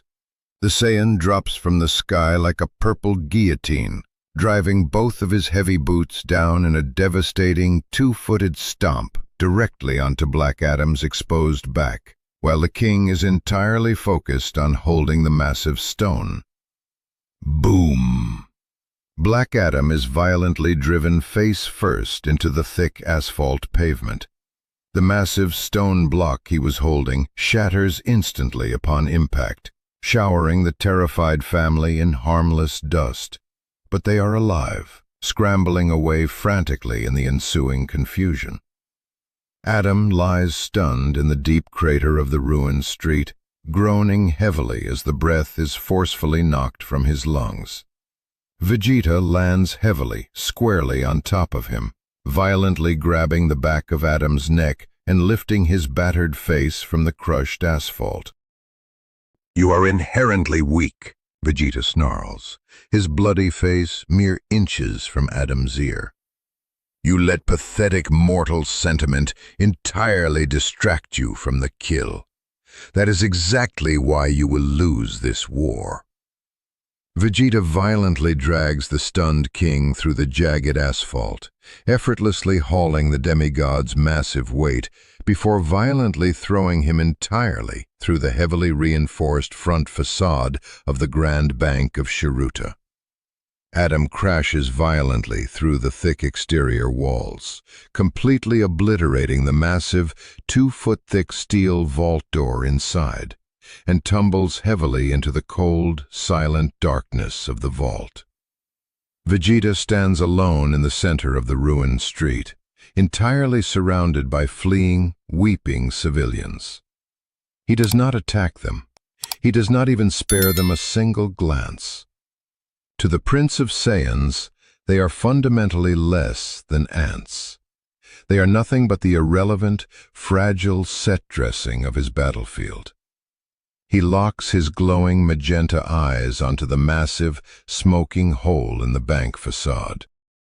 "Stand up, King," Vegeta taunts, his voice a cold, deadly promise that echoes perfectly through the ruined avenues. He casually raises a single, purple-glowing finger. "Stand up and fight me, or I will begin erasing this pathetic city, block by agonizing block, until you do." Amara watches from the violently swaying tower, her heart turning to absolute ice. The mountain is gone. Her palace is ruined. Her belief in absolute safety is dead. The wolf is at the door, and the only way for the king to stop the erasure is to abandon the shield and fully embrace the sword. The irreversible escalation has officially arrived.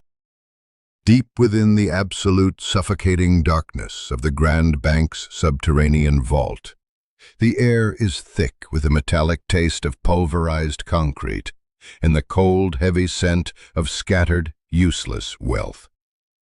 Millions of dollars in solid gold bars, the carefully hoarded economic lifeblood of the nation, lie violently twisted and crushed into the ruined flooring, completely devoid of value in the face of absolute cosmic extinction. Teth Adam, the immortal king, the champion of the wizard, lies face down amidst the glittering ruin. His breath comes in ragged, wet, agonizing gasps that echo pitifully against the shattered titanium walls. For the first time in centuries, His indestructible body feels genuinely, fundamentally broken.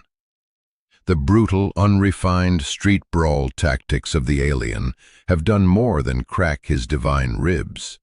They have violently shaken the very foundation of his unyielding pride. He pushes a massive, trembling hand against the cracked linoleum floor, his muscles screaming in violent protest as he desperately attempts to lever his massive frame upward.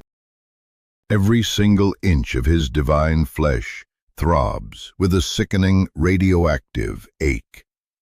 He has stood toe-to-toe with the man of steel.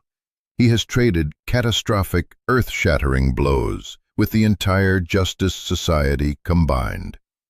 He has even wrestled with the primordial demons of the underworld. But this pain is fundamentally, terrifyingly different. The Saiyan does not simply deal physical damage. His punches carry the corrosive, agonizing weight of pure, unadulterated entropy. The purple aura of the destroyer actively infects the wounds it creates, preventing the ancient magic of Shazam from efficiently knitting the broken tissue back together. Adam violently coughs, spitting a thick mouthful of blackened, steaming blood onto a crushed gold ingot. He forces himself onto his hands and knees, his head hanging heavily between his broad shoulders. He can clearly hear the arrogant, echoing taunts of the alien vibrating through the shattered foundation above. Block by agonizing block. The threat is not a bluff. The creature is a walking extinction event, and he will systematically erase Kahndaq from the map, simply to alleviate his own psychotic boredom. Black Adam slowly closes his glowing white eyes in the darkness. The traditional, honorable path of the warrior has entirely failed him. Raw physical might, augmented by the blinding speed of Heru and the immense strength of Amon, is fundamentally useless against a biological anomaly that actively feeds on kinetic trauma. The Saiyan explicitly wants a brawl. He desires a prolonged, bloody exchange of fists to endlessly fuel his terrifying ultra-ego transformation. A prolonged physical confrontation heavily favors the destroyer. Adam realizes with a cold, sinking dread that he absolutely needs to end this conflict immediately. He must bypass the physical realm entirely.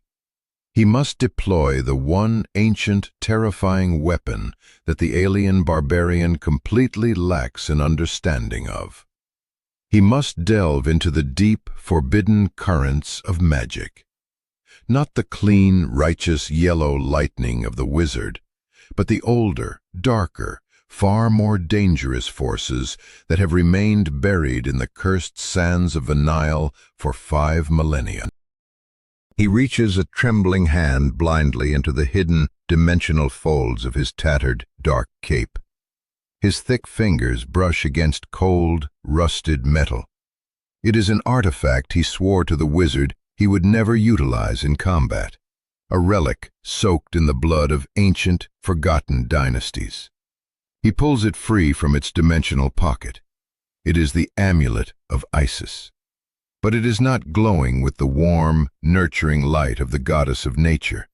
It is dormant, rusted, and heavily corrupted by centuries of violent, bloody history. It is a conduit for curses, a tool of absolute magical subjugation. "Forgive me, my love," Adam whispers into the pitch-black vault, his voice a gravelly, desperate plea to the ghost of his long-dead wife. "The shield has failed. I must become the serpent." He tightly grips the rusted amulet in his right hand. He completely ignores the agonizing, throbbing pain in his shattered spine. He draws a deep, shuddering breath, filling his battered lungs with the cold, dusty air of the ruined vault. Up above, on the shattered, sun-baked asphalt of the main avenue, Vegeta is hovering 3 feet off the ground, looking thoroughly, violently bored. His arms are casually crossed over his exposed, heavily bruised chest, the thick purple aura of ultra-ego lazily snapping and crackling around his dense musculature like a nest of agitated vipers. The terrified, weeping civilians of Shiruta are desperately scrambling over the smoking rubble, attempting to put as much physical distance as possible between themselves and the purple demon. Vegeta does not even spare them a passing glance. His magenta eyes are locked onto the massive, gaping hole in the bank facade. The silence from within the vault is beginning to thoroughly irritate him. He violently clicks his tongue, raising his right hand toward the nearest standing skyscraper, a massive 60-story tower of glass and steel housing thousands of terrified office workers. "You test my patience, King," Vegeta's voice booms, amplified by his divine ki, rolling over the cowering city like a physical wave of terror. The purple energy rapidly gathers at the very tip of his extended index finger, condensing into a terrifying, swirling sphere of absolute nothingness. It emits a high-pitched, drilling whine that instantly shatters the remaining windows in the adjacent plaza. "I gave you a simple order. Stand up. Since you refuse to obey your superior, I will simply begin the renovations without you." Vegeta slowly extends his finger toward the towering structure. 1, he counts, his voice dripping with cruel, theatrical anticipation. He waits a full, agonizing second, letting the sheer terror of the moment marinate in the hearts of the millions watching. 2, the purple sphere expands, hungry and vibrating with lethal cosmic authority. Before the Saiyan can utter the final number, the massive structural remains of the Grand Bank violently explode outward. It is not a kinetic blast. It is a silent, terrifying eruption of pure necrotic energy. Thick, heavy slabs of reinforced concrete and twisted steel vault doors are effortlessly blown away like dry leaves in a hurricane.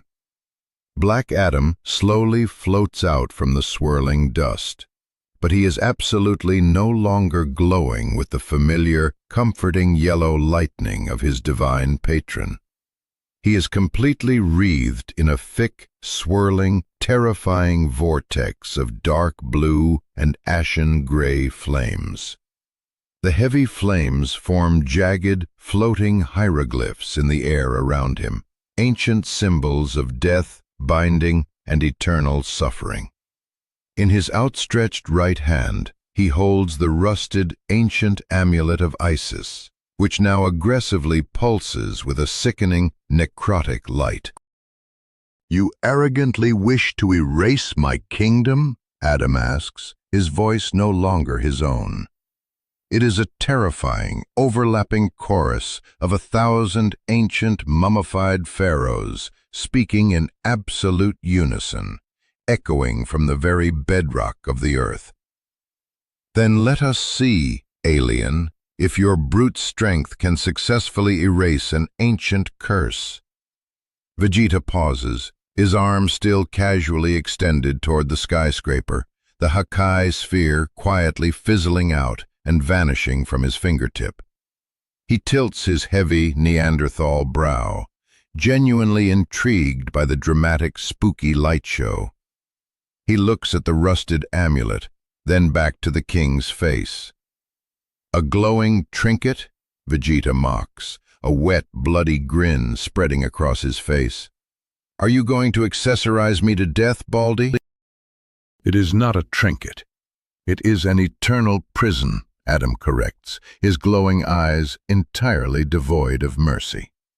He violently thrusts the amulet forward, pointing it directly at the center of Vegeta's exposed chest. By the absolute power of the scorching winds that strip the mortal flesh from the bone, by the dark waters that drown the soul in the underworld, I curse your alien blood to turn to heavy sand. A massive, concentrated beam of necrotic, ashen-gray energy violently erupts from the center of the rusted amulet. It does not travel through the air. It simply manifests, striking Vegeta squarely in the chest with the speed of thought. Vegeta violently staggers backward, a sharp gasp of genuine surprise escaping his lips. He looks down at his chest. The thick, roaring purple aura of Ultra Ego instantly flares up, aggressively fighting the intrusive gray light, sparking violently like a short-circuiting battery. Magic again? Vegeta growls, his voice dropping into a dangerous, annoyed register. I explicitly told you, I despise... He aggressively attempts to step forward, to close the distance and shatter the king's jaw. But his right leg completely stiffens. It refuses to bend. He forcefully looks down at his boot. A terrifying, unnatural petrification process has already begun. His white boot and the flesh beneath it is rapidly turning into solid, heavy, gray limestone. The magical stone is aggressively creeping up his shin, moving with terrifying speed, converting his biological cells, his muscles, and his veins into dead, ancient rock. Humph, Vegeta grunts, watching the petrification process reach his knee. He feels the heavy, suffocating weight of the stone. He can literally feel his super-oxygenated Saiyan blood slowing down, thickening into coarse, dry sand within his veins. The curse is explicitly designed to bypass durability. It rewrites the fundamental biology of the target. He looks back up at Black Adam, who is straining violently to maintain the continuous beam of necrotic energy, his face drenched in cold sweat.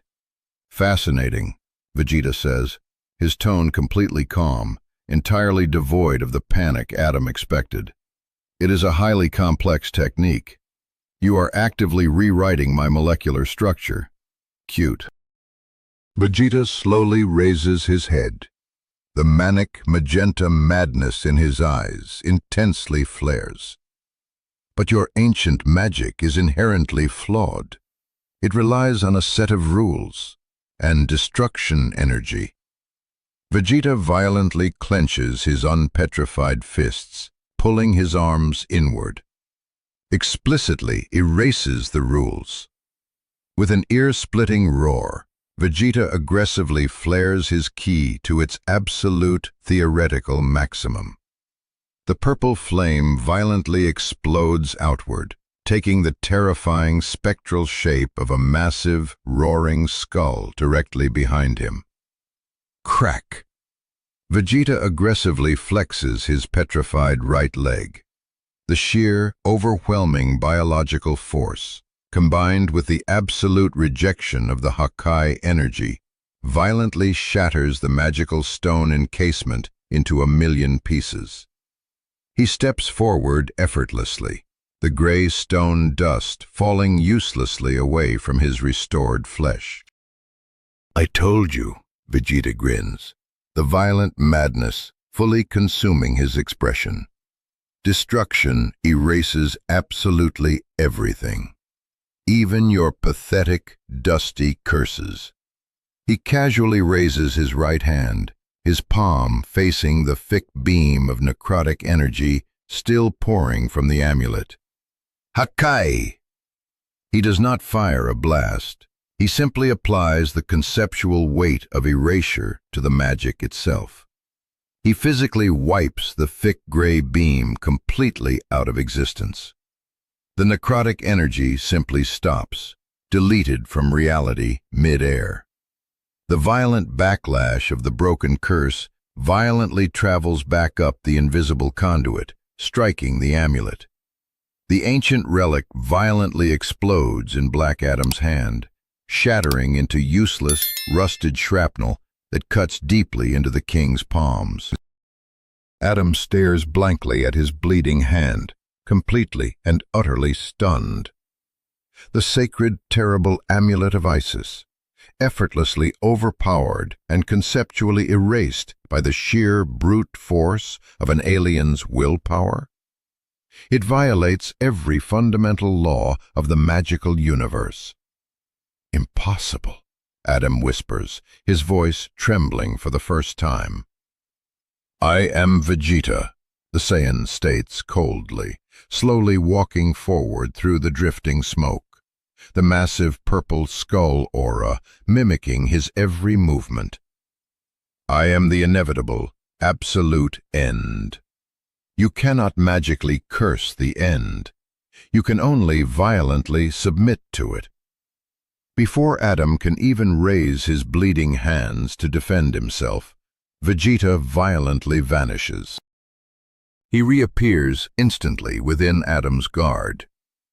Vegeta violently drives a massive, purple-wreathed right hook directly into Black Adam's jaw. The impact is catastrophic. This time, the king is not launched backward. The downward angle of the strike forces all of the kinetic energy directly into the earth. Black Adam violently drops to his knees. The impact of his knees hitting the asphalt completely shatters the street, creating a spiderweb of deep fissures that run for blocks. The immortal king of Kahndaq, the unbreakable protector, is forcefully brought to his knees in the exact center of his own ruined capital city. The silence that follows the blow is absolute and terrifying. The citizens watching from the ruins freeze, their collective breath entirely hitched in their throats. Vegeta stands tall over the fallen monarch, looking down at the kneeling god with a sickening mixture of profound pity and absolute, arrogant disgust. The purple aura lazily licks at the king's ruined cape. "Where is your unyielding pride now, monarch?" Vegeta asks softly, his voice echoing in the dead silence. "Where is the great wall that holds back the flood?" Black Adam's head hangs low, his ears ringing with a deafening, cosmic tinnitus. His jaw is dislocated, hanging at a sickening angle. He attempts to summon the lightning, to call upon Shazam one final time. But his connection to the rock of eternity is completely smothered by the heavy, suffocating blanket of the Saiyans' destruction energy. He is completely, utterly empty. Vegeta slowly raises his right fist, wreathing it in a dense, swirling sphere of purple flame, actively preparing to deliver a skull-crushing executioner's blow that will physically remove the king's head from his shoulders. "Amara, look out!" The desperate scream does not come from the battlefield. It comes from the violently tilting, ruined office building 20 stories above. Amara, covered head to toe in white limestone dust and bleeding from a dozen deep lacerations, is standing precariously on the very edge of the shattered concrete balcony. In her trembling hands, she holds a heavy, battery-powered emergency megaphone she had frantically ripped from the wall mount of the foreman's ruined office. She is visibly shaking, completely terrified, hot tears streaming freely down her grimy face, completely ruining her professional demeanor. But she is not hiding. She has watched her infallible god fall to his knees. She has watched the myth violently shatter, and she refuses to simply watch him be slaughtered in the street like a common dog. She raises the heavy plastic megaphone to her bleeding lips, clicks the heavy activation switch and screams with every ounce of oxygen left in her burning lungs. "Stop!" she screams. The electronically amplified voice violently cuts through the heavy, dead silence of the ruined street, echoing aggressively off the shattered facades of the surrounding skyscrapers. It is a high-pitched, desperate, profoundly human sound that completely lacks any divine authority or magical resonance. But it is entirely unexpected. Vegeta physically pauses.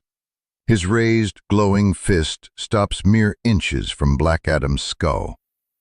The Saiyan's pointed ear twitches violently. He is not startled. He is profoundly, deeply annoyed by the sudden, piercing interruption. He slowly, deliberately turns his head, his heavy brow furrowing in irritation. He looks up, his magenta eyes locking instantly onto the tiny, fragile human woman, trembling on the ruined balcony 20 stories up.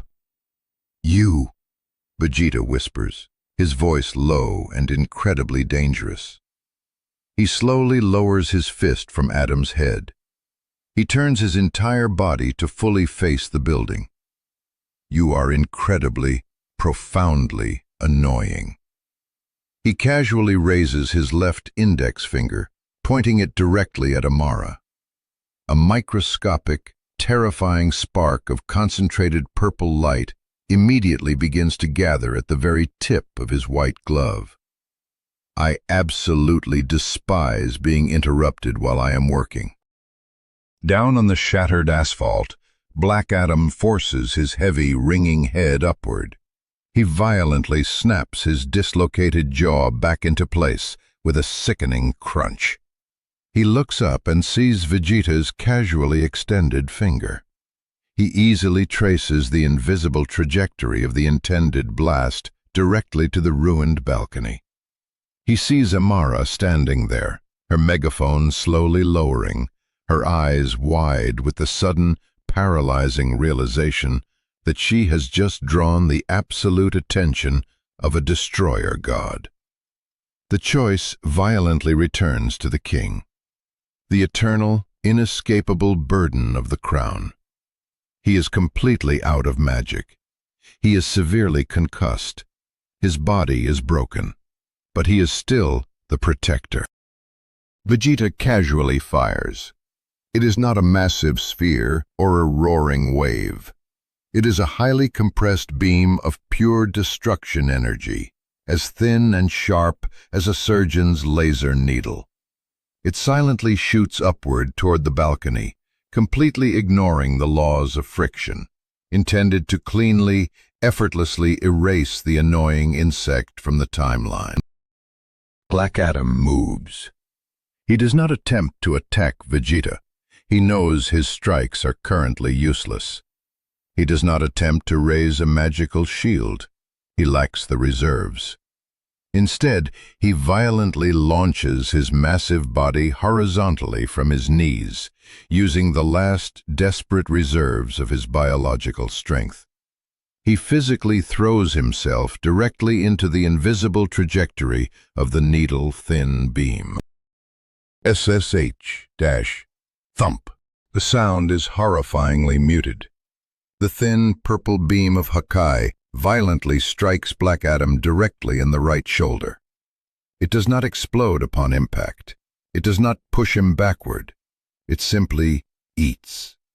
A perfect, incredibly clean hole, roughly the size of a large grapefruit, instantly appears completely through Black Adam's massive shoulder, effortlessly bypassing his indestructible skin, his dense muscle, and his divine bone. The edges of the horrific wound are instantly cauterized by the sheer cosmic heat of the erasure, leaving a smoking, bloodless tunnel completely through his body. Black Adam lets out a short, sharp gasp of absolute shock, his momentum completely broken.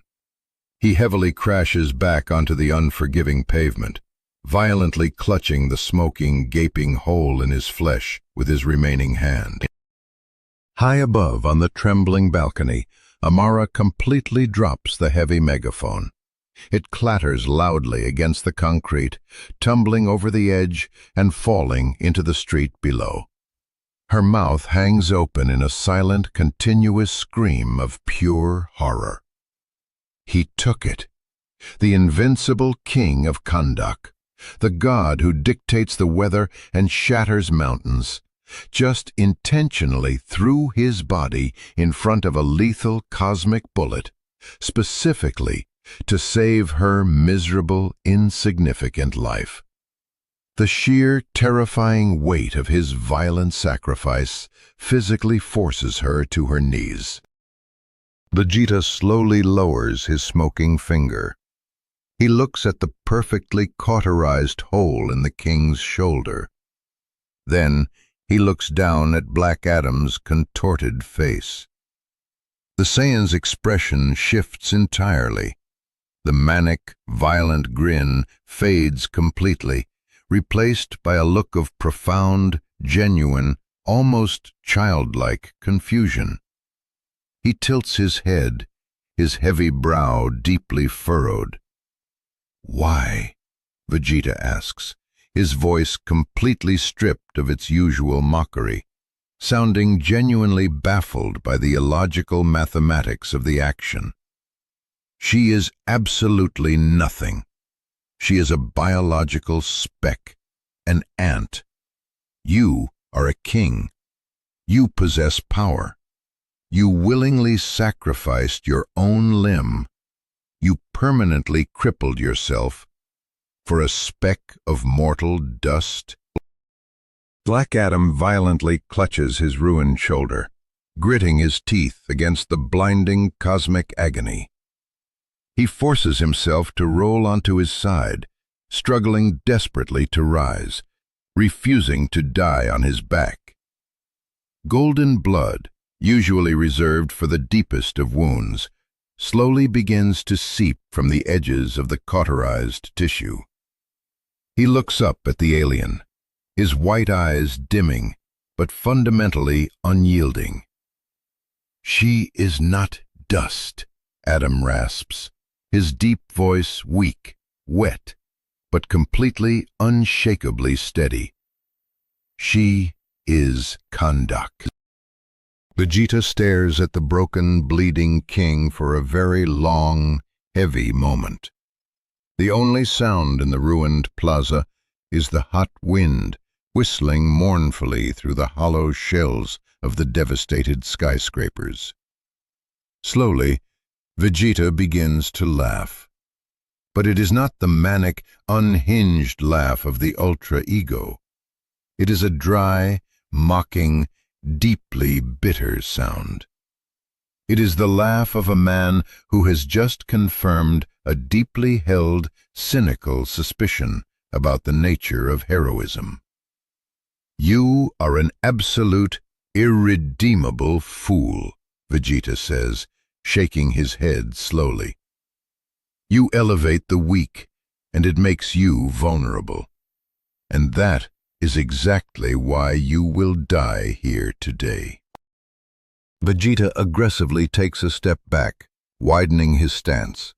He raises both of his hands high above his head, his palms facing the bruised sky. The massive, spectral purple skull floating behind him violently unhinges its jaw, letting out a silent, terrifying roar. "I will systematically erase this entire pathetic city from the timeline," Vegeta declares, his voice turning entirely cold and clinical, completely devoid of emotion. "I will wipe every single speck of your precious Kahndaq into the void, and then I will erase you. And as you fade into nothingness, we will finally see if your beloved people still matter." High above the ruined capital, the atmosphere begins to violently warp. A new sphere of destruction energy begins to rapidly form. But it is not the size of a wrecking ball. It is expanding exponentially, growing to the size of a stadium, crackling with the promise of total, inescapable annihilation. The final, irreversible escalation has begun. The sphere of destruction hanging heavily above the trembling skyline of Shiruta is not a sun. A sun radiates warmth and grants life. This colossal object actively eats both. It is a massive, localized singularity of violent royal purple, a jagged hole in the fabric of the universe, roughly the dimensions of a sprawling football stadium. It does not hum or crackle like conventional energy. It pulsates with a terrifying, rhythmic sound that resembles a slow, dying heartbeat. Thump, thump, thump, thump. The deep acoustic vibration travels through the ruined avenues, bypassing the ears entirely and resonating directly within the marrow of the survivors' bones. The ambient oxygen in the city rapidly thins, forcefully sucked upward toward the immense gravity well of the cosmic anomaly. The silence on the ground is absolute and suffocating. There are no wailing sirens left. There is no screaming. There is only the paralyzing, collective terror of 4 million mortal souls holding their breath at the exact same time, watching their inevitable executioner gather his strength. Amara slowly lowers her empty, bleeding hands, the heavy plastic megaphone entirely forgotten in the rubble below. She is trembling so violently she can barely maintain her footing on the slanted, structurally compromised balcony. She stares down at the ruined asphalt. The invincible protector of Kahndaq is currently resting on one knee, violently clutching a right shoulder that simply no longer exists.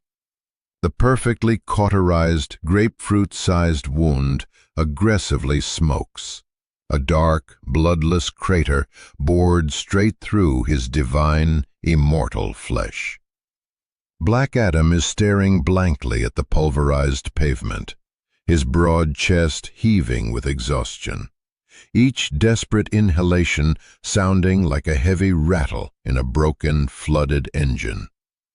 He looks utterly defeated. He's actually going to drop it, Amara whispers to the dead air, the cold, absolute realization freezing the blood in her veins. The alien is going to wipe us all out of existence, not for conquest, but because he is simply bored.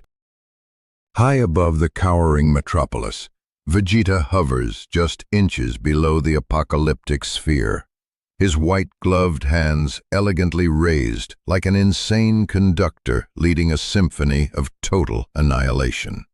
The thick, roaring purple aura of his ultra-ego transformation violently flows from his bruised body directly into the anomaly, aggressively feeding it, making it denser, darker, and infinitely heavier.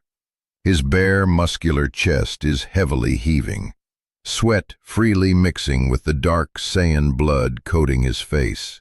But his expression is one of transcendent, terrifying ecstasy. "Do you finally feel it, Adam?" Vegeta's voice calls out, magically amplified by the massive energy field, ringing with cosmic authority. "This is the unbearable weight of your fundamental failure. You arrogantly tried to play God in this pathetic sandbox, but you couldn't even protect a single, fragile city from one dedicated warrior." Vegeta slowly tilts his heavy, Neanderthal brow backward, admiring the swirling purple void he has birthed into the world. "I have effortlessly destroyed entire planetary systems with far less effort than this," Vegeta muses, his tone conversational and utterly devoid of empathy. "But this feels wonderfully personal. I genuinely want to see if your ancient parlor trick magic can successfully fix a fundamental hole in reality." He slowly, deliberately lowers his hands. the massive sphere immediately begins to descend. It moves incredibly slowly at first, a creeping, terrifying inevitability that paralyzes the mind. As the bottom edge of the anomaly lowers toward the skyline, the highest points of the nearest skyscrapers begin to silently dissolve. They do not crumble or explode. The steel antennas and glass penthouses simply turn into fine, sparkling purple dust and vanish seamlessly into the updraft. The city is being unmade. Amara watches the silent dissolution of her city with wide, unblinking eyes. It is unnervingly quiet and surgically clean. It is the most terrifying, unnatural thing she has ever witnessed in her life. "Adam!" she screams, not relying on electronic amplification, but tearing her own raw throat to produce the sound. "Get up! You swore an oath! You promised us we were safe!" Her frantic voice is a tiny, fragile, insignificant thing against the roaring cosmic void descending from the heavens. But the acoustics of the ruined plaza carry the desperate plea downward. On the shattered ground, Teth Adam hears her. He hears the rhythmic, terrifying heartbeat of the purple sphere. He hears the quiet weeping of the ancient earth buried beneath the cracked asphalt. Safe. The word tastes like dry, bitter ash in his dry mouth. He has completely failed his people. The king closes his glowing eyes. The blinding cosmic agony radiating from his missing shoulder is nearly paralyzing. But he aggressively pushes it aside, forcefully locking the trauma away in the deep mental vault where he stores 5 millennia of accumulated suffering. "I cannot beat this creature with my fists," Adam whispers to the broken stones beneath his knees. "I cannot pierce his aura with the living lightning. He defies the fundamental rules of my power." He slowly opens his eyes. The glowing, divine white light in his irises has heavily darkened, shifting to the deep, resonant color of ancient, petrified amber. I must become the land itself. It is a dark, heavily forbidden technique. It is a desperate, apocalyptic measure that the wizard Shazam explicitly warned him against 5,000 years ago. "Draw not from the living earth, Teth Adam, for the earth has a long memory, and it will demand a terrible, irreversible price." Black Adam violently slams his remaining hand, his left hand, palm down, directly onto the cracked asphalt of the avenue. His thick fingers aggressively dig into the road, effortlessly piercing the reinforced concrete, violently piercing the dry soil below, reaching deep down into the ancient, humming bedrock of Kahndaq itself. "Kahndaq," Adam roars, his voice vibrating through the tectonic plates. "Hear the desperate command of your king." High above, Vegeta watches the display with a deep, arrogant sneer. Begging the dirt for a miracle? How utterly pathetic. The Saiyan aggressively pushes his hands down, accelerating the sphere's descent. The localized gravity well violently increases. Abandoned cars begin to slowly float off the ruined streets, drawn helplessly upward into the silent annihilation zone. But then, the very ground begins to scream. It starts as a heavy, dissonant rumble, a frequency so low it makes Amara's vision blur. Then the entire sprawling city of Shiruta violently lurches. It is not a standard seismic quake. It is a massive biological heave. Blinding emerald green light violently erupts from every single crack in the shattered street. It is not the clean, electrical yellow lightning of Shazam. It is the verdant, raw, unfiltered vitality of the Earth's ecosystem itself. It shoots upward from the deep sewers, from the cracked foundations, from the ancient preserved parks. Amara gasps in horror as she watches the carefully tended potted palms on her ruined balcony instantly wither, turning completely brown and crumbling into dead ash in a matter of seconds. She looks out across the city to the grand oasis park. The ancient, towering trees are rapidly dying. The lush grass is instantly turning to gray, lifeless dust. The flora is being completely, violently drained. "What is he doing to us?" Amara whispers, clutching her chest as the air grows suddenly stale and dead. Black Adam is actively, aggressively draining the life force of the entire regional ecosystem to forcefully refuel his own depleted godhood. The massive torrents of green energy violently spiral into the kneeling king, rapidly filling his empty reserves, forcefully knitting his torn flesh and dangerously overcharging his divine aura.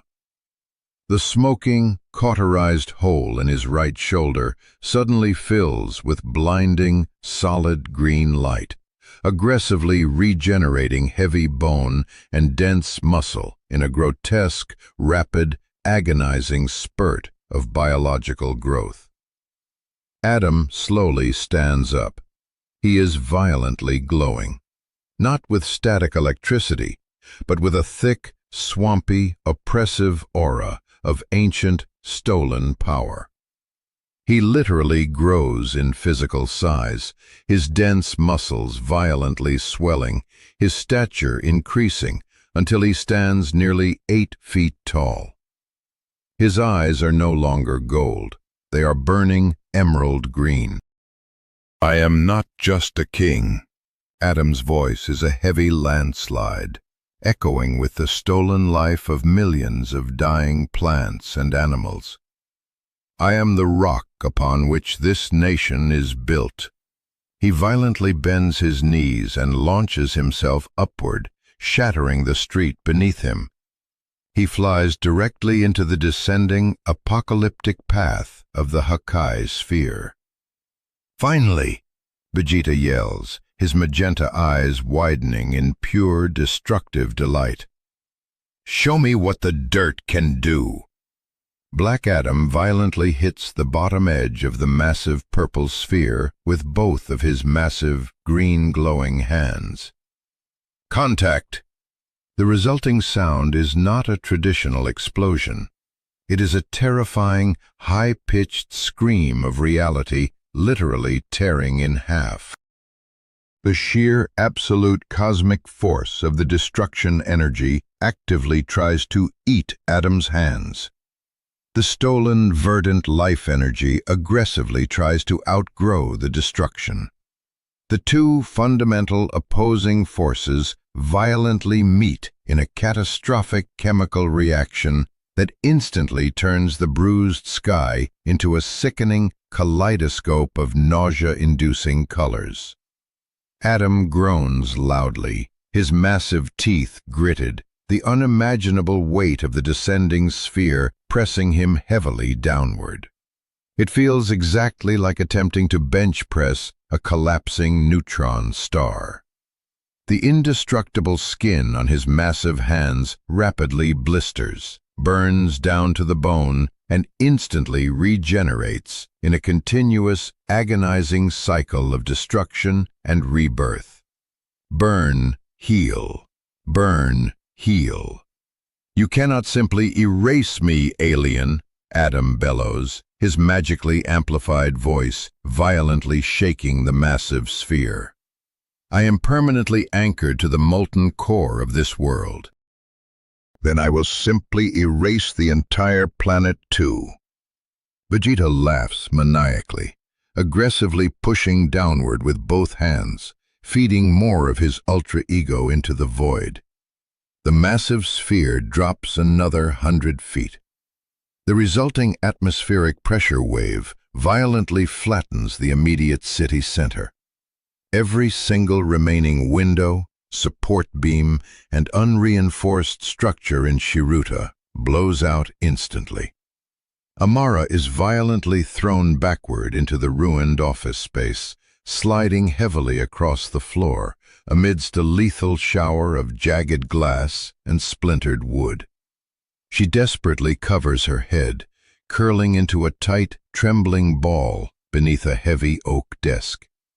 The massive steel skeleton of the building is shrieking, the heavy girders whining as they physically twist under the impossible pressure. "He's not strong enough," she sobs into her dusty knees. "He's holding it up, but he's not stopping it." High up in the burning sky, Black Adam realizes the exact same terrifying truth. The alien Saiyan's destructive power is seemingly bottomless. The more Adam physically resists, the more excited and manic Vegeta becomes, and the stronger the purple energy inherently grows. It is a fundamentally losing mathematical equation. Adam absolutely needs to break the equation. He needs to physically hurt Vegeta so severely that the Saiyan loses his mental focus on the sphere. Adam looks down at the dying, suffocating city. He sees the withered gray parks. He physically feels the deep ley lines of Kahndaq screaming in agony as he relentlessly drains them dry. He has ruthlessly taken the life of the land to save the people. But it is still not enough to repel the destroyer. He needs significantly more power. He looks toward the massive crater where the royal palace once stood, the sacred repository of the ancients. "Forgive me, my fathers," Adam whispers, the words carrying a heavy, terrible burden. He pulls harder. He reaches his magical awareness past the dying plants, past the dry topsoil. He aggressively reaches directly into the bloody history of the land. He begins to forcefully draw upon the residual, resting magic of the millions of souls who have lived, fought, and died in Kahndaq over 5 grueling millennia. The spirits of the ancestors. The verdant green aura surrounding his massive body suddenly violently shifts, instantly turning blindingly, purely white. Vegeta pauses his downward push, the Hakai sphere momentarily wobbling in the sky. "What is this new trick?" the Saiyan demands, sensing a fundamentally different flavor of energy. Adam looks up. His face is a terrifying mask of pure white fire. He is no longer just burning the land. He is burning his own immortal soul as a catalyst. Shazam! This time, the sacred word is not a call for lightning to strike from the clouds. It is a weaponized, highly concentrated frequency. The blinding white energy violently explodes from Adam's mouth in a focused, devastating beam of sonic and magical power. It punches straight upward, violently piercing the direct center of the purple Hakai sphere. The massive anomaly violently wobbles. The delicate cosmic balance of the destruction energy heavily destabilizes. "No, you don't," Vegeta snarls, completely abandoning his safe, hovering position. He violently dives headfirst directly into the sphere itself to manually stabilize the reaction. He entirely immerses his biological body in the pure destruction, acting as the living, beating core of the cosmic bomb. "I am the prince of all Saiyans," Vegeta screams from deep inside the purple sun, his voice echoing with absolute authority. "I will not be stopped by a pathetic ghost story." Vegeta violently flares his ultra-ego to its absolute, theoretical breaking point. The purple sphere violently expands, easily consuming the white beam. Adam realizes with cold certainty that he cannot hold the shield any longer. The white ancestral fire is rapidly burning his soul out. He has mere seconds before his physical body completely disintegrates from the sheer, unimaginable volume of power he is attempting to channel. He has to make the ultimate, irreversible tactical choice. He can hold the defensive shield and die, merely delaying the inevitable explosion by a single minute. Or he can unleash absolutely everything he has left in one final, suicidal offensive strike that might kill the alien, but will undeniably shatter the city below. Pure defense guarantees absolute death. Aggressive offense guarantees catastrophic collateral damage. Black Adam looks down at Amara's swaying, ruined building. Through the dust, his enhanced vision can clearly see her tiny, fragile heat signature huddled helplessly under the wooden desk.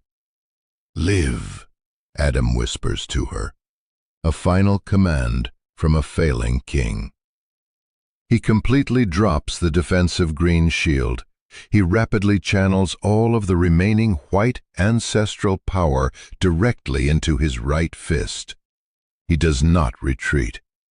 He violently flies directly into the Hakai sphere. The concentrated destruction energy immediately begins to eat his skin. It eats his dark cape. It eats his ancient armor. He becomes a terrifying, screaming skeleton wrapped in pure white fire and exposed muscle, pushing through the cosmic void. He finds Vegeta floating in the exact center of the purple sphere. The Saiyan looks genuinely surprised. He absolutely did not expect the stoic defender to intentionally enter the suicide zone and abandon his people. "Got you," Adam rasps, his jawbone visible through his burning cheek. He violently punches Vegeta squarely in the direct center of his chest. It is undeniably the strongest, most concentrated punch ever thrown in the long, violent history of Earth. It carries the heavy weight of an entire nation, the ancient magic of the wizard, and the sheer, unadulterated desperation of a dying king. The kinetic impact violently triggers an immediate, catastrophic chain reaction within the highly unstable Hakai sphere. Krakum! The sky literally turns inside out. Amara instantly feels completely weightless. The heavy office building she is cowering in is violently lifted entirely off its deep foundation by the apocalyptic updraft. She floats helplessly in the center of the room, watching in slow-motion horror as the heavy oak desk floats casually past her face. The brilliant white magic and the cosmic purple destruction violently mix into a blinding, searing silver shockwave. It aggressively expands horizontally, effortlessly slicing through the heavy clouds, completely shearing the tops off the distant mountains, and violently ripping through the upper atmosphere. The cosmic anomaly fully detonates. The sheer, unimaginable kinetic force violently throws Amara's floating building completely sideways. It crashes catastrophically into the neighboring glass tower. The brutal impact forcefully knocks the wind out of her lungs, and a heavy, merciful darkness completely takes her. Absolute silence violently returns to Kahndaq. But it is a fundamentally different silence than before. It is the cold, heavy silence of an ancient, undisturbed grave. Minutes slowly pass. The thick, pulverized dust finally begins to settle, falling over the ruins heavy and gray, exactly like nuclear snow. In the direct center of the sprawling city, there is a new crater. It is not incredibly deep, but it is unimaginably wide. It has completely consumed the entire central plaza and the remaining ruins of the royal palace. Two broken figures lie motionless in the smoking rubble. Vegeta is flat on his back. He has completely reverted to his base biological form. His spiky black hair is heavily matted with dark blood and gray ash. His pristine armor is entirely gone, vaporized in the blast. His exposed chest is a horrifying broken ruin of deep bruises and severe thermal burns. He is breathing, but it is incredibly shallow and erratic. His dark eyes are open, staring blankly up at the empty gray sky. Yet he is smiling, a small, remarkably contented, peaceful smile. Vegeta weakly coughs, a thick bubble of blood popping on his dry lips. Good. Hit.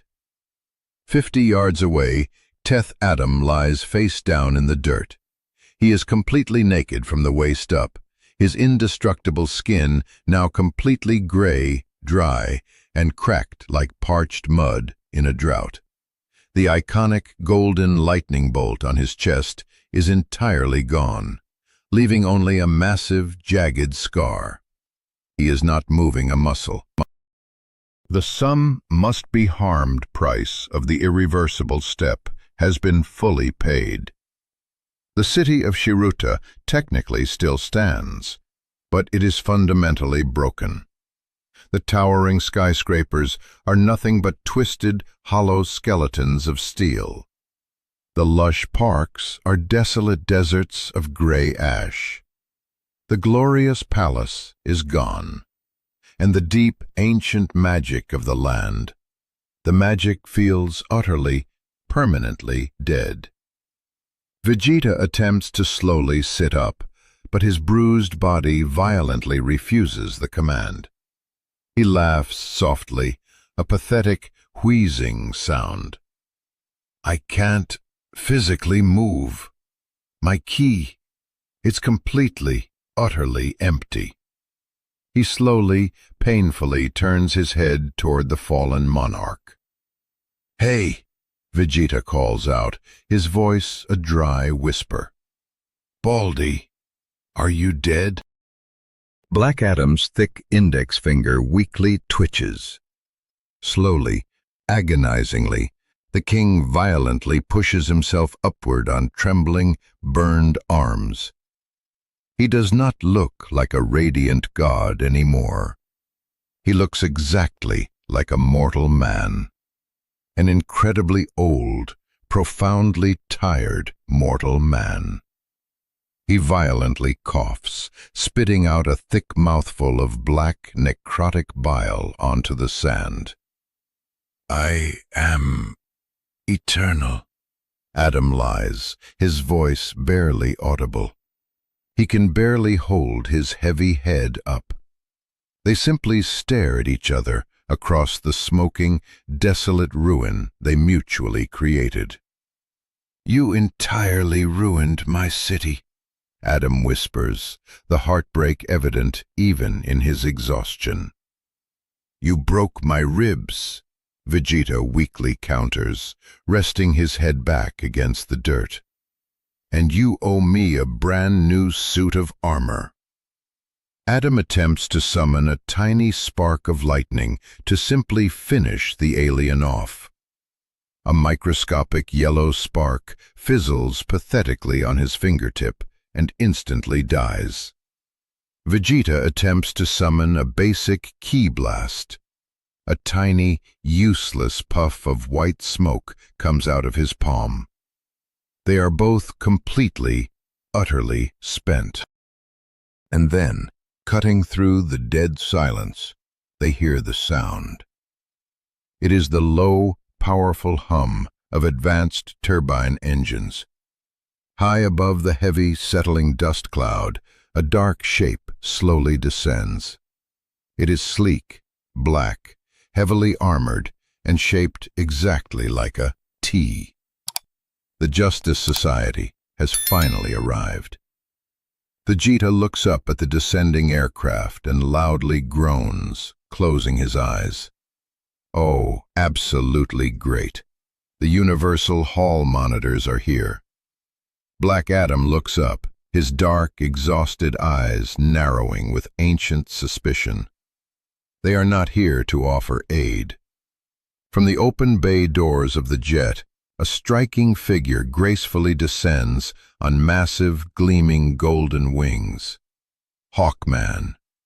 He lands heavily, directly between the two broken titans, his heavy mace glowing ominously with dense nth metal energy.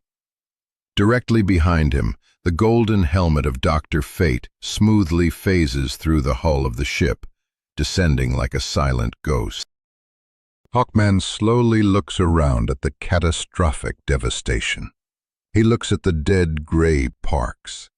He looks at the smoking crater where the palace used to stand. Then he locks his gaze onto the broken king.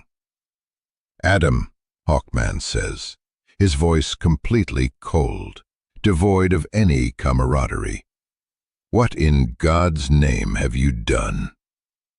Adam struggles to rise, failing to get his knees under him. "I saved the world from erasure," Adam rasps defensively. "You absolutely destroyed it," Hawkman violently corrects, tightening his grip on his weapon. He raises his glowing mace, pointing it directly at the monarch. "Surrender, both of you. The battle is technically over, but the war for Kahndaq's soul has only just begun." The suffocating silence that hangs heavily over the pulverized ruins of the Royal Plaza is not a peaceful respite. It is the breathless, agonizing pause immediately preceding a brutal execution. The thick gray dust, suspended in the stagnant dead air, glitters like pulverized diamonds in the harsh shafts of sunlight piercing the gloom. Hawkman stands tall over the two fallen, exhausted titans, his massive shadow casting a long, jagged silhouette across the broken pavement. His wings, magnificent and pristine spans of golden nth metal, twitch with restless, aggressive energy.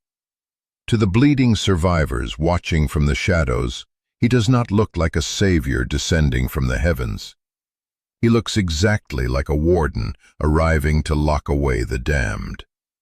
"I asked a very simple question," Hawkman says, his voice heavily amplified by the golden hawk helmet, ringing with a sharp metallic authority that violently grates against the raw, exposed nerves of everyone present.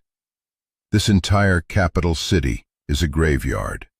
The atmospheric readings indicate energy discharges equivalent to a localized nuclear exchange. Who is fundamentally responsible for this atrocity?" Vegeta, currently sitting slumped in a pile of jagged rubble, slowly turns his head. He forcefully clears his throat and spits a thick, dark glob of Saiyan blood directly onto the gleaming, pristine toe of the winged hero's boot. The action is small, wet, and incredibly, profoundly disrespectful. "Responsible?"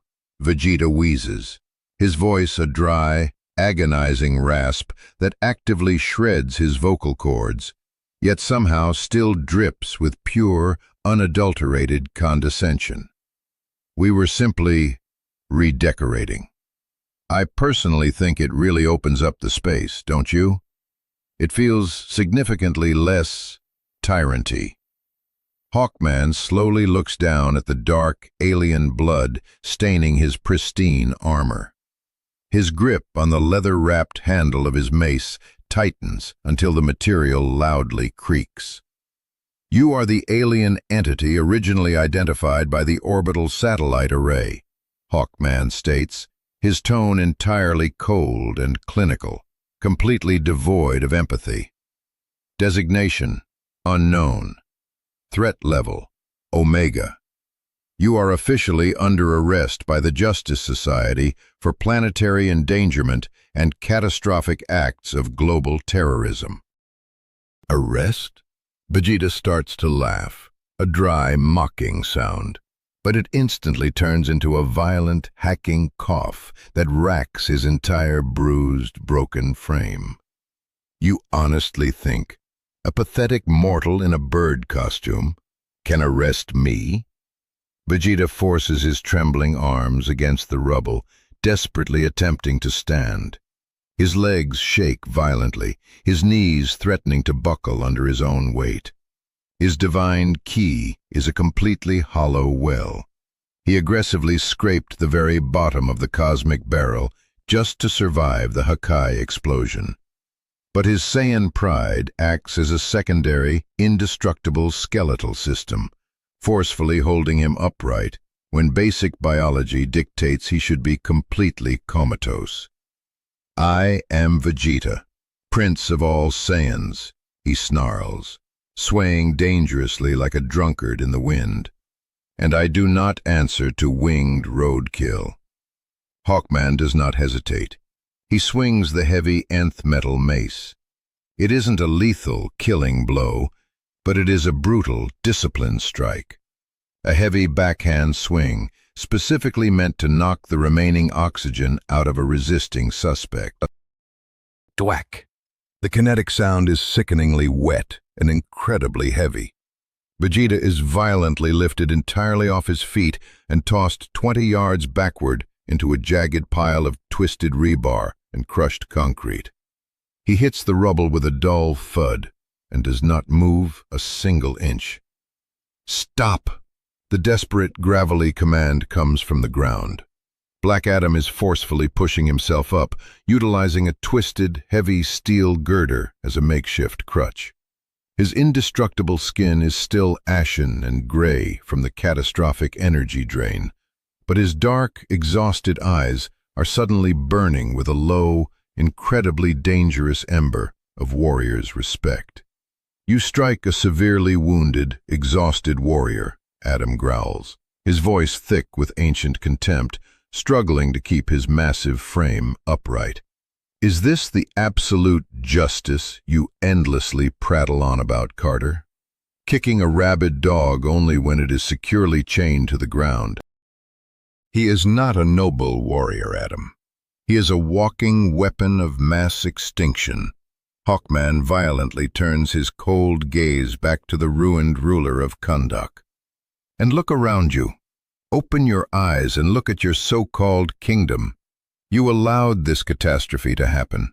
You actively invited this level of apocalyptic destruction because your massive, fragile ego simply couldn't handle asking the outside world for help. Adam grips the steel girder so tightly his knuckles turn white. I do not and will never ask for help from foreign invaders, Adam spits, the venom clear in his dry throat. We are not invaders, Hawkman shouts, aggressively pointing his heavy mace at the smoking ruins of the royal palace. We are here to save whatever is miraculously left of your people from you. The air directly behind Hawkman suddenly ripples violently. The gleaming golden helmet of Dr. Fate smoothly emerges from the ethereal plane, his bright yellow cape settling around his shoulders without a single whisper of sound. To Dr. Fate's immediate left, a localized, howling whirlwind of green and red violently manifests, depositing cyclone onto the shattered pavement.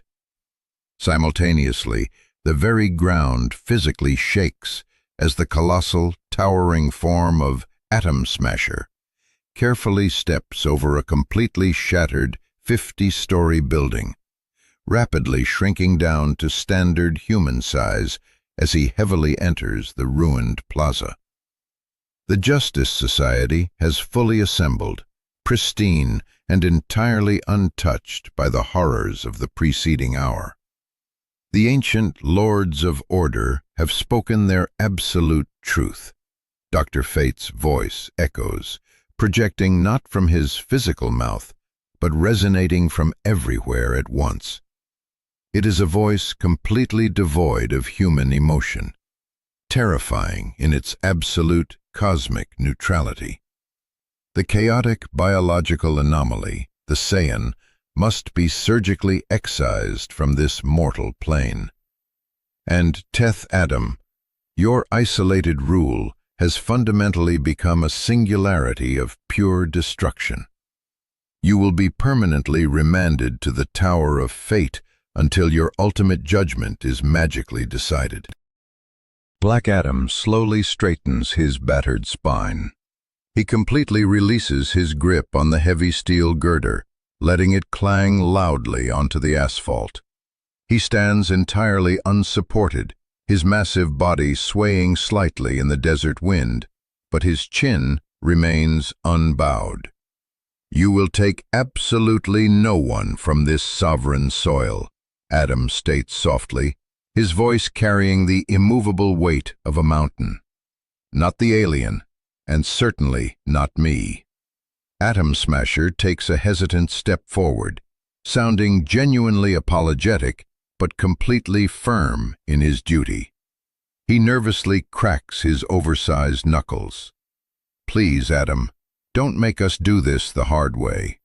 You look like you're about to physically fall over. Adam slowly, agonizingly, raises his trembling fists. Then come, children, Adam whispers, a dark, blood-stained smile touching his lips. Come and violently break yourselves against the rock of eternity. From the violently tilted, ruined office building 20 stories above, Amara slowly regains consciousness. Her head throbs with a blinding, concussive agony. She crawls desperately to the shattered window frame, wiping a thick stream of warm blood from her forehead. She looks down into the plaza and sees the pristine heroes. She recognizes them immediately from the global news feeds, the smiling, flawless saviors who pose for cameras in Metropolis and Gotham. They look incredibly clean. Their brightly colored costumes are vibrant and untouched. Their skin is entirely unmarred by the thick, choking gray dust that currently coats every single inch of her own trembling body. They didn't come, she whispers to herself, a hot, angry tear cutting a clean track through the grime on her cheek. They didn't come when the entire mountain vanished into nothingness. They didn't come when the purple sun was falling to crush us. They only come now, to arrest the only man who stood in the fire and bled for us? Down in the plaza, the deeply unfair fight officially begins, not with a sonic boom, but with a rush of localized wind. Cyclone rapidly spins, creating a targeted, suffocating vortex explicitly meant to instantly suck the remaining oxygen out of Adam's battered lungs and subdue him without kinetic impact. The thick gray dust swirls violently, completely blinding the king. But Adam does not flinch. He stubbornly inhales the pulverized concrete and dives violently forward, forcing his exhausted muscles to move faster than a broken man should be capable of. He aims directly for Cyclone. "Al Rothstein!" Adam barks, his voice a gravelly roar.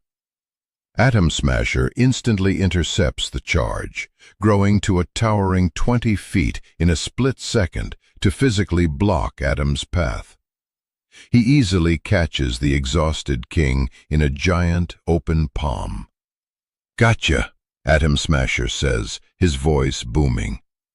"Just stay down, Adam. It's over." Adam roars in sheer defiance. A microscopic, pathetic flicker of yellow lightning sparks weakly on his chest. It is barely enough to jump-start a car battery, but it is just enough to painfully shock Atom Smasher's sensitive palm. Ouch! The giant hero recoils violently, instinctively dropping the monarch.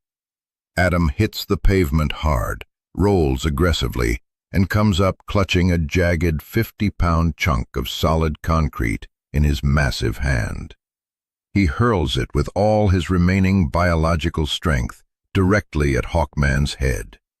Hawkman effortlessly deflects the projectile with a lazy, dismissive swing of his glowing mace, shattering it into dust. "This is entirely pathetic, Adam.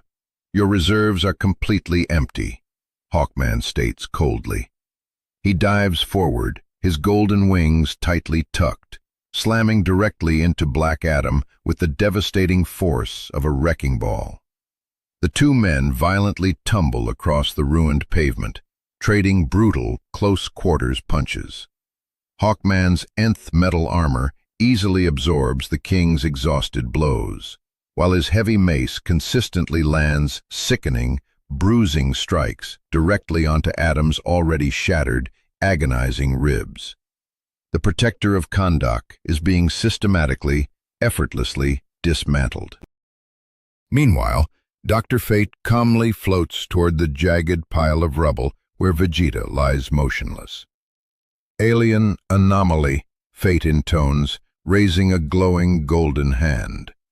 "Your unique energy signature is a malignant cancer upon the fundamental fabric of reality. You seek only mindless destruction, and order must be restored." Suddenly, the pile of rubble violently explodes outward.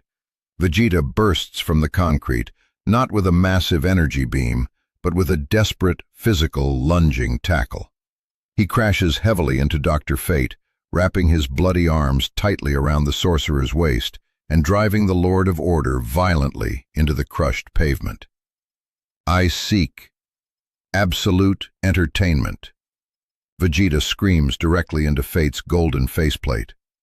Without an ounce of ki, Vegeta brutally headbutts the solid magical helmet.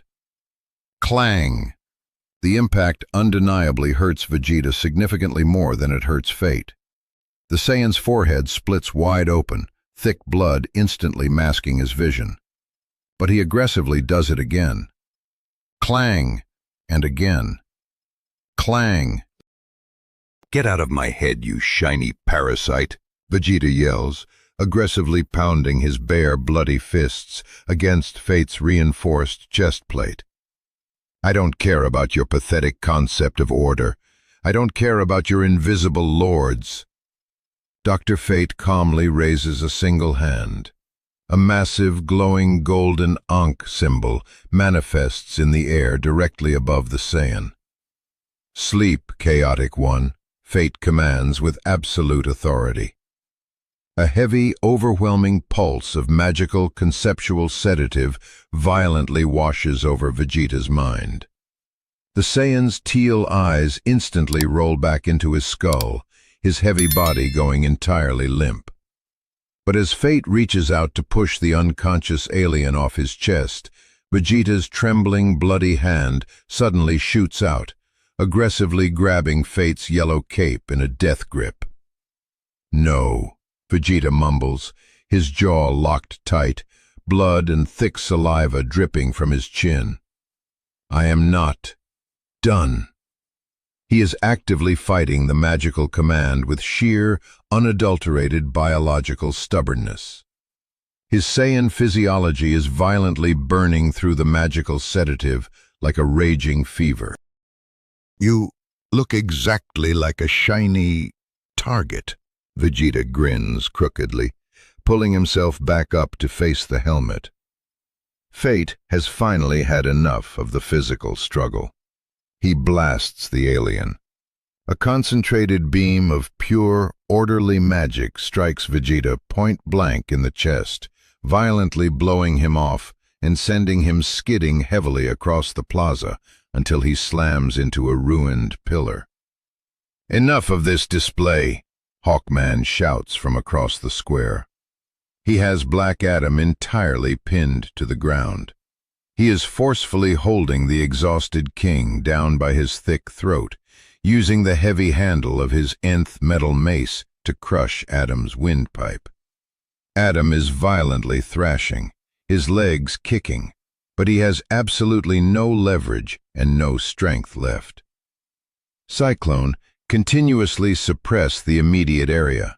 Hawkman orders militarily. Fate explicitly open the dimensional portal to the tower. We are actively taking them both into custody, right now. You have absolutely no right, Adam chokes out, desperately clawing at the glowing mace handle. This is sovereign soil. You completely forfeited your right to sovereignty the second you turned your own capital city into a smoldering crater. Hawkman yells back, completely unyielding. Look at this horrific place, Adam. You failed. You are not a protector. You are nothing but a natural disaster. The harsh, accurate words cut far deeper than the physical mace crushing his throat. Adam slowly stops struggling. He turns his head and looks at the sprawling ruins. He sees the absolute truth in Hawkman's condemnation. He sees the catastrophic destruction he and the alien caused in their battle of egos. Perhaps he truly deserves the cold, dark cage. Let him go! The sudden scream is high-pitched, incredibly human, and absolutely terrified. Amara runs blindly into the center of the ruined plaza. She is heavily limping, completely covered in white dust, wildly wielding a jagged piece of rusted rebar like a desperate spear. She runs straight at the fully armored Hawkman. Hawkman looks up in genuine surprise, easing the pressure on Adam's throat. Citizen, stay back. This area is highly unsafe. Amara does not stop her frantic charge. She violently swings the heavy rebar directly at Hawkman's golden wing. It bounces off completely harmlessly, with a dull, metallic ting vibrating her injured hands. Hawkman doesn't even flinch. He looks down at the bleeding, exhausted woman with a deep, suffocating pity. Go home to the shelters, miss. It's over. This is my home, Amara screams, hot tears cutting through the thick dust on her face. She hits his armor again and again, futile, angry, desperate strikes that achieve nothing. You didn't save us. He did. He took the cosmic blast. He stood in the white fire for us. She points a shaking, bloody finger at Black Adam, who is staring up at her with wide, completely stunned eyes. He is a monster, Amara sobs, her voice breaking. But he is our monster. You are nothing but clean tourists. Atom Smasher slowly steps forward, his massive hands raised in a gentle, placating gesture. Miss, please step away. The man on the ground is incredibly dangerous. So are you, Amara yells, whipping around to face the towering giant, her fear entirely replaced by protective fury. You casually step onto our shattered streets. You dare judge our king. Who elected you to this position? Who gave you the divine right to dictate our fate? Vegeta, lying broken in the rubble a few yards away, slowly lifts his heavy, bleeding head. He watches the tiny, fragile human woman aggressively yelling at the assembled gods of this world. A very strange, unfamiliar expression briefly crosses his battered face. Ha! Vegeta violently coughs, a bloody smile forming. She's actually got significant spirit. Dr. Fate floats silently forward. The mortal's mind is heavily distraught. She clearly does not understand the cosmic scope of the threat. Fate raises a glowing golden hand directly toward Amara. I will magically remove her to a safe distance. Don't you dare touch her, Black Adam whispers from beneath the mace, his voice a dangerous, low hiss. "Peace," Fate says calmly. A glowing golden aura instantly surrounds Amara's body, physically lifting her, kicking and screaming off the ruined pavement. "Let me down!" she screams, wildly swinging the rebar at the empty air. "I said do not touch her!" The sudden shout violently rips from Black Adam's crushed throat. It is absolutely not a plea for mercy. It is a terrifying, absolute command. Adam looks at Hawkman holding him down. He looks at Fate casually lifting one of his innocent citizens like a discarded toy.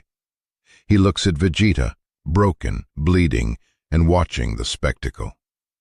The Justice Society is entirely right. He is weak.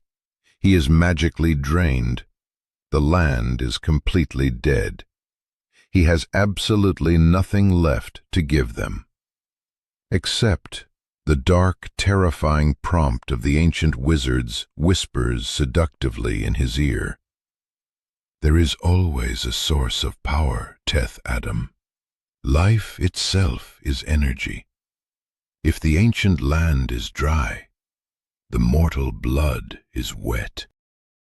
It is the ultimate forbidden act. It is the horrific, irreversible step.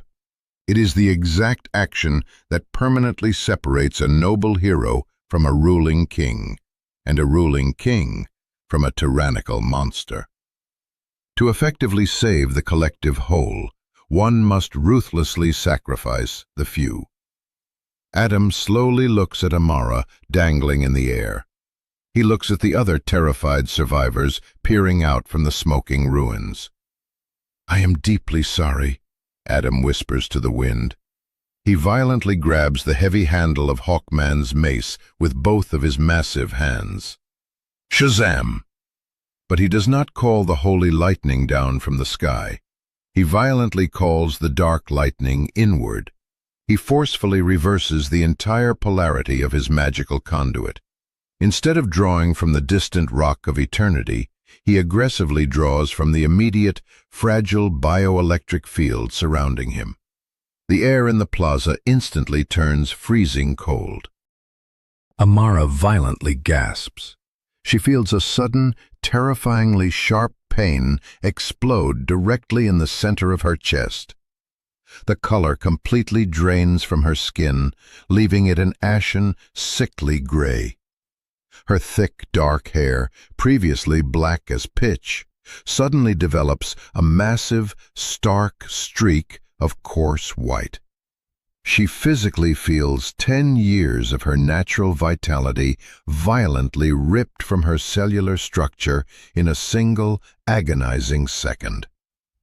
All around the perimeter of the plaza, the hidden survivors collapse, aggressively clutching their failing chests. The few resilient weeds that had survived the initial planetary drain now instantly turn to black, rotting powder. Hawkman screams in genuine agony. He feels his own potent, nth metal-enhanced vitality being forcefully siphoned into the king beneath him. "Adam, what in God's name are you doing?" Hawkman yells, staggering violently backward, his incredible strength instantly failing him. Sickly, necrotic green and pitch-black lightning violently erupts from Black Adam's pores. It is not the clean energy of the gods. It is the stolen, precious time of his own suffering people. Adam slowly stands up. He is entirely, flawlessly healed. His massive muscles bulge with stolen, unnatural youth. His eyes are no longer glowing white. They are terrifying black pits, rimmed with a sickly, glowing green. He has effectively saved his own strength, but he has irreparably harmed his devoted people. Amara falls heavily to the ground, released by Dr. Fate's violently disrupted spell. She slowly looks down at her hands. They are heavily wrinkled, the skin translucent and spotted. She touches her own face, feeling the deep, unfamiliar canyons of age. She feels overwhelmingly, chromically exhausted. She looks up at Adam. The look in her dark eyes is absolutely no longer worship. It is pure, unadulterated horror. "My king," she whispers, her voice frail, thin, and elderly. Black Adam completely refuses to look at her. He cannot bear to witness the physical cost of his own pride.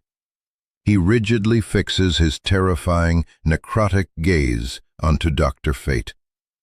"I explicitly told you," Adam says, his voice heavily vibrating with a terrifying, hollow, echoing power. "You will take absolutely no one."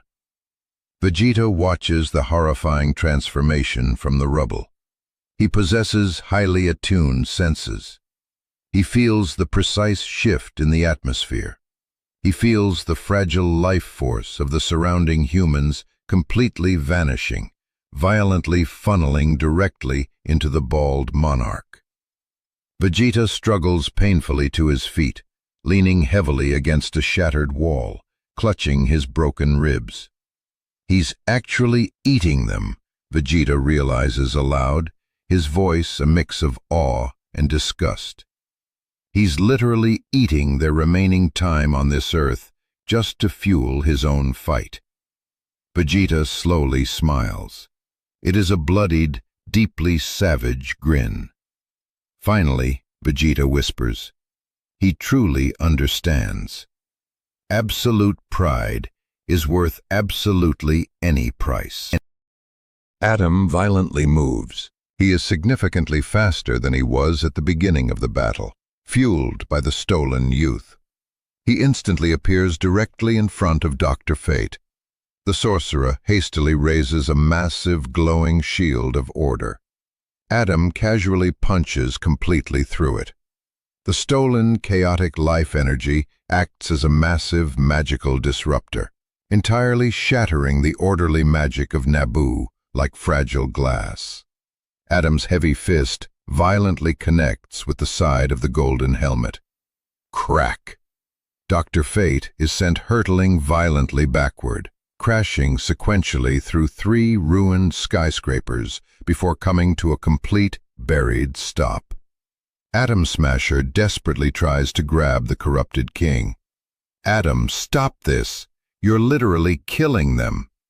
Adam violently spins on his heel, unleashing a massive, omnidirectional wave of necrotic black lightning.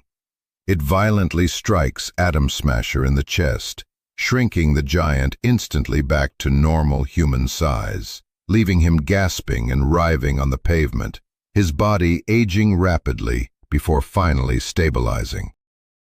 Hawkman desperately swings his glowing mace at Adam's head.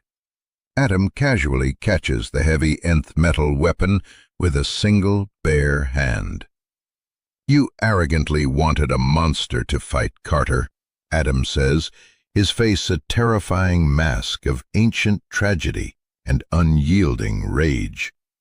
He slowly, deliberately twists his wrist, effortlessly bending the indestructible nth metal handle like warm putty. "Well, here I am." He violently backhands Hawkman across the face. The winged hero is launched violently across the massive plaza, smashing heavily into the cracked pavement directly next to Vegeta. Vegeta slowly looks down at the fallen, groaning Hawkman. "Looks like he hits significantly harder than you originally thought, Birdman," Vegeta taunts coldly. Hawkman groans, desperately trying to rise on trembling arms. He's utilizing forbidden life magic. He's draining the entire city's population. We absolutely have to put him down. Permanently. Vegeta slowly looks up at Black Adam. The king stands triumphant in the exact center of the plaza, completely wreathed in the terrifying green-black aura of stolen mortal life. The aged, frail survivors are weeping softly in the ruins, desperately clutching their newly ruined bodies. Amara is sobbing quietly, staring blankly at her heavily wrinkled hands. Vegeta looks back down at the struggling Hawkman. "Put him down?" Vegeta asks, a dangerous edge entering his voice. He slowly reaches down and casually picks up Hawkman's dropped, bent mace. It's incredibly heavy, but beautifully balanced. "I don't think you will be doing that," Vegeta says. Without a shred of hesitation, he viciously kicks Hawkman directly in the face with his heavy boot.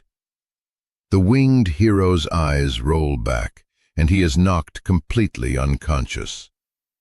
Vegeta stands tall over the fallen hero, resting the heavy mace on his shoulder. He locks eyes with Adam. "Hey!" Vegeta shouts, his raspy voice cracking loudly in the silent plaza. "Baldy!" Black Adam slowly turns around. His eyes are void-like, terrifyingly empty. He is actively drowning in the sheer volume of stolen power and the crushing, suffocating guilt of his actions. "You're a genuinely impressive bastard," Vegeta says, slowly limping forward, dragging the heavy mace across the asphalt, creating a loud, screeching sparks. "Stealing the actual life force from your own adoring fans? That's incredibly low, even for someone like me." Vegeta stops precisely 10 feet away from the Dark Monarch. But Vegeta grins a bloody smile. It undeniably worked. The pathetic hall monitors are down. Adam looks at Vegeta. He looks at the scattered, beaten bodies of the Justice Society. He looks back at Amara, who is staring at him with pure, unadulterated fear. The combat adrenaline instantly fades. The horrific realization of his irreversible sin hits him like a physical blow. Adam drops heavily to his knees. The dark green aura completely dissipates, leaving him looking like a monster wearing a man's skin. "What in God's name have I done?" Adam whispers to the blood-stained pavement. "You successfully won the battle," Vegeta says simply, dropping the heavy mace. It clangs loudly, echoing across the silent plaza. "But unfortunately, we now have a significantly larger problem." Vegeta slowly raises a bloody finger, pointing directly up at the sky. The magical portal that Dr. Fate had originally opened before being punched is still hanging in the air. But it is not closing. It is violently widening. And it is no longer leading to the orderly, safe dimension of the Tower of Fate. The chaotic, highly necrotic energy of Adam's fight has completely destabilized the magical rift. It is actively pulling on the physical world. The loose rubble on the ground begins to slowly lift into the air. The unconscious, battered body of Atom Smasher begins to slowly slide across the pavement toward the tear in reality.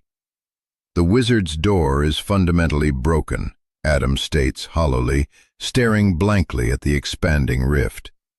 "It will eventually consume the entire city." "Then magically close it, you idiot," Vegeta yells over the rising wind. "I physically cannot," Adam says, slowly looking down at his massive, glowing hands. "I have entirely used the stolen power to defeat the winged man. If I attempt to use more magic, if I draw more energy to seal the rift, I will instantly kill them all." He gestures weakly to the frail survivors. If he draws even a fraction more power to force the portal shut, Amara's heart will simply stop. The remaining survivors will instantly turn to dust. He has ruthlessly drained them to the absolute brink of death. One single additional spell will finish the horrific job he started. Vegeta looks up at the expanding, howling portal. He looks down at the terrified, aged survivors clinging to the rubble. He looks at Adam, who is completely paralyzed by the sheer weight of his own monumental sin. Vegeta scoffs loudly, crossing his arms. "Utterly useless," Vegeta mutters with deep disdain.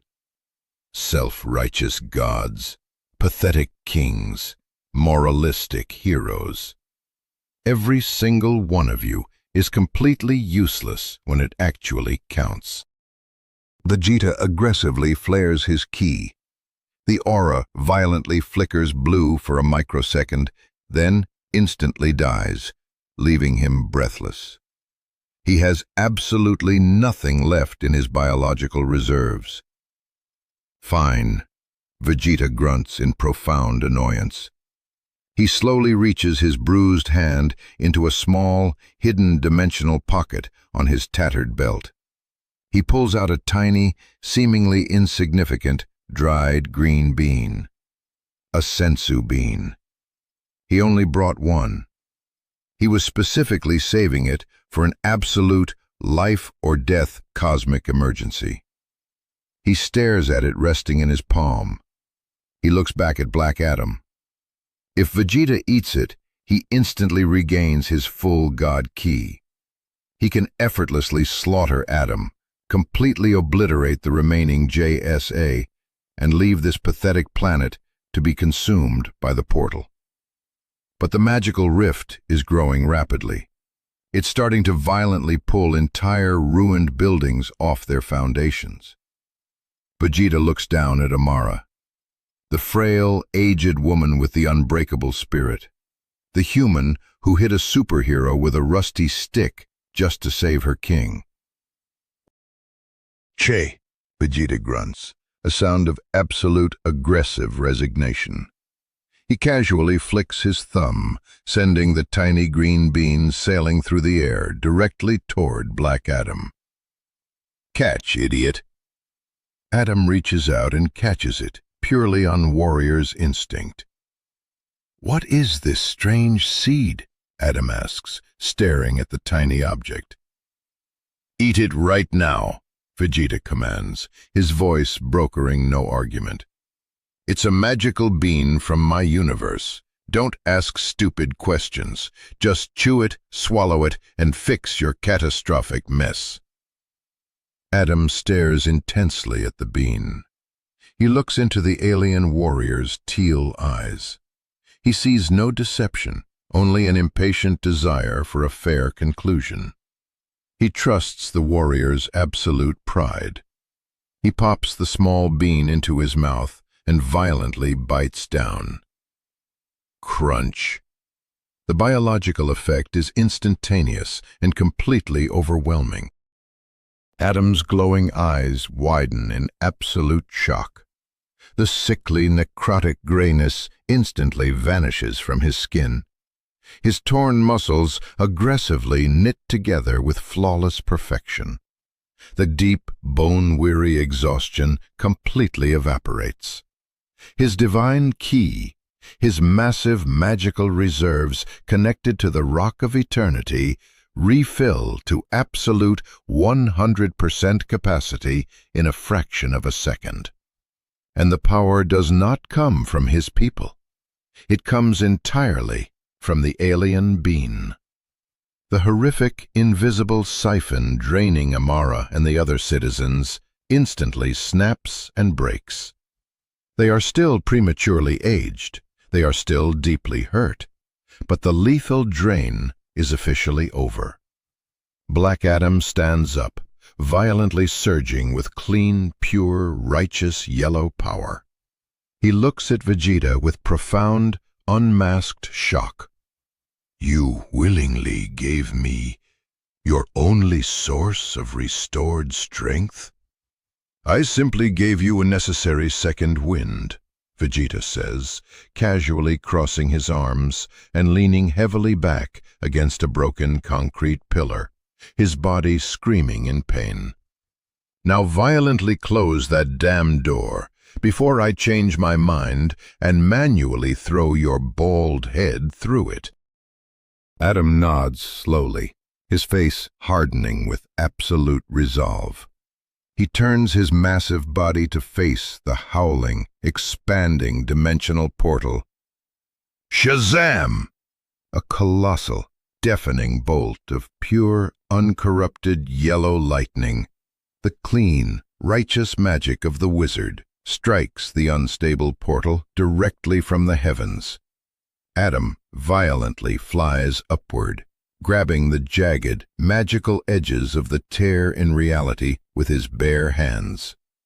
With a deafening roar of pure, divine exertion, he physically and magically forces the massive dimensional rift shut.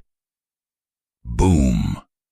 The portal violently collapses in on itself, vanishing with a sharp crack of displaced air.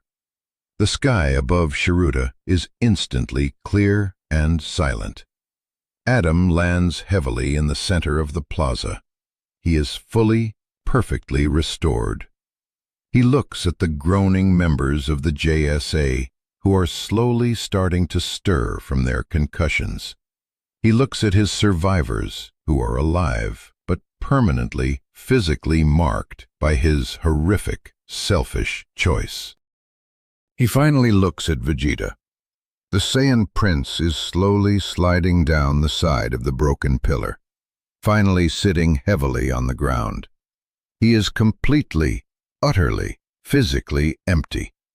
He willingly gave away his absolute, guaranteed win condition to his enemy. Why? Adam asks, floating a few inches closer.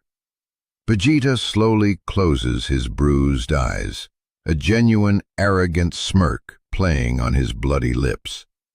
"Because," Vegeta murmurs, his voice a tired rasp, "when I finally kill you, I want to beat you when you're at your absolute, divine best.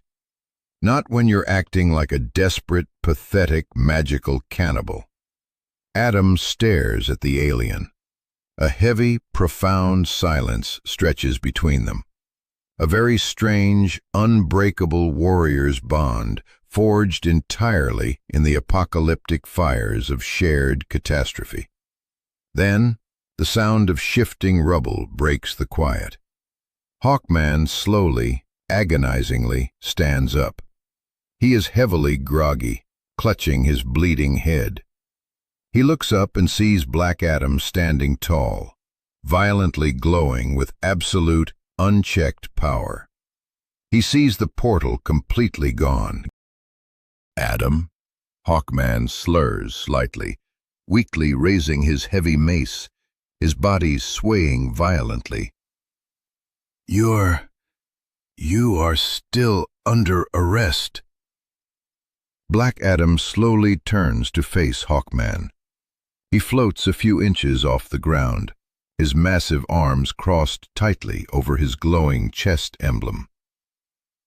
"Carter," Adam says, his voice entirely calm, deeply regal, and absolutely, fundamentally terrifying. "Gather your broken friends and leave my city immediately." "We can't simply," Hawkman starts. "Leave," Adam interrupts, his eyes glowing blindingly white, "or I will enthusiastically do to you exactly what I did to the Saiyan. But I assure you, I will not give you a magical bean afterward." Hawkman stares hard at Adam. He looks at the absolute devastation surrounding them. He realizes with cold, hard logic that the Justice Society has lost this day. They cannot possibly fight a fully powered, completely restored Black Adam right now. Not after being systematically decimated by both him and the alien anomaly. Hawkman heavily taps his comms earpiece. JSA, immediate tactical retreat to the jet. Medical evac protocol. Now. Hawkman glares at Adam one final, hateful time. This isn't over, Teth Adam. The outside world will not forget this atrocity.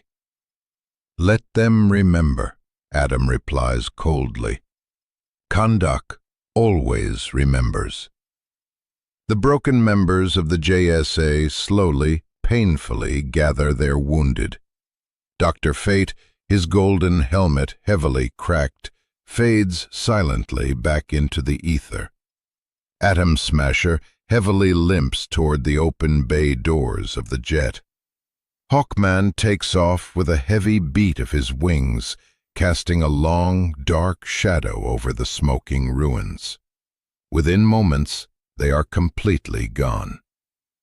Vegeta slowly opens one swollen eye. You just let them fly away? How incredibly soft. Adam lands softly on the asphalt. He does not reply to the alien. He walks slowly, deliberately over to where Amara sits in the dust. As his massive shadow falls over her, she violently flinches backward. Adam stops dead in his tracks. He sees the coarse gray in her once beautiful hair. He sees the deep, heavy wrinkles around her terrified eyes. She is 32 years old, but she currently possesses the frail body of a 60-year-old woman. He slowly reaches out a massive, glowing hand to help her up. She does not take it. She stares at his hand as if it were a venomous snake. I did what was absolutely necessary to secure our survival, Adam says, but his deep voice completely lacks its usual absolute conviction. I know, Amara says, her voice a dry, elderly rasp that breaks his heart. That is exactly why it hurts so much. Using a piece of debris as a cane, she painfully forces herself to stand. She turns her back on her god and slowly limps away, disappearing into the thick, settling dust. She physically survives, but her absolute faith is completely, permanently dead. The human POV has entirely transformed, from a devout believer in the flawless protector to a broken victim of the ruthless king. Black Adam watches her frail form fade into the shadows. He stands completely alone in the absolute wreckage of his ultimate victory. The heavy stone doors of the Vault of the Ancients grind open, echoing through the subterranean caverns deep beneath the ruined royal palace. The air down here smells of damp limestone, heavy ozone, and ancient, undisturbed magic. In the center of the vast, shadowed chamber, two massive, floating sarcophagi hum with a low, rhythmic vibration. They are not tombs for the dead. They are regeneration cradles for the living, filled to the brim with a glowing, viscous, golden liquid, the distilled, magical tears of the original wizard. The heavy stone lid of the left sarcophagus slides back with a sharp hiss of pressurized steam. Vegeta sits up, thick golden fluid dripping heavily from his scarred musculature. His black hair is plastered flat against his skull for a fraction of a second, before violently springing back into its defiant, spiky shape, as the ancient liquid rapidly evaporates against his burning skin. He steps out of the cradle, his heavy boots crunching loudly on the crushed quartz floor. He violently rolls his shoulders, his spine cracking audibly in the damp air. Primitive but undeniably effective, Vegeta mutters, looking down at his restored chest. The massive, deep-tissue bruising inflicted by Hawkman's nth metal mace has completely vanished. The catastrophic internal bleeding from his own Hakai recoil is gone. He actively feels lighter, significantly sharper, and far more dangerous. The biological Zenkai boost, the genetic Saiyan trait that exponentially multiplies a warrior's power after surviving near-death trauma, is violently humming through his veins. He is undeniably stronger now than when he first fell from the sky. Beside him, the second heavy lid slides open. Black Adam slowly rises from the golden pool. He does not stretch. He does not flex. He stands with the rigid, agonizing stiffness of a granite statue that has been forcefully commanded to move against its will. The alien being had restored his magical reserves, and the tank has scrubbed away the physical grime of the battle, leaving his divine skin flawless and radiating a soft, golden sheen. But his dark, ancient eyes carry the crushing, inescapable weight of a murdered world. Vegeta scoffs, grabbing a dark, heavy ceremonial cloak from a nearby weapon rack and casually wrapping it around his waist. "Save the pathetic melodrama for your terrified subjects, Baldy," the Saiyan sneers, leaning heavily against a carved limestone pillar and crossing his arms. "You did exactly what was mathematically necessary to secure a victory. That is the fundamental, inescapable burden of wearing a crown. If you had not ruthlessly drained their miserable lifespans, the winged birdman would have locked you in a dimensional cage, and I would have eventually blown this entire pathetic planet to dust out of sheer, unadulterated boredom. They are currently breathing oxygen because you chose to be utterly ruthless."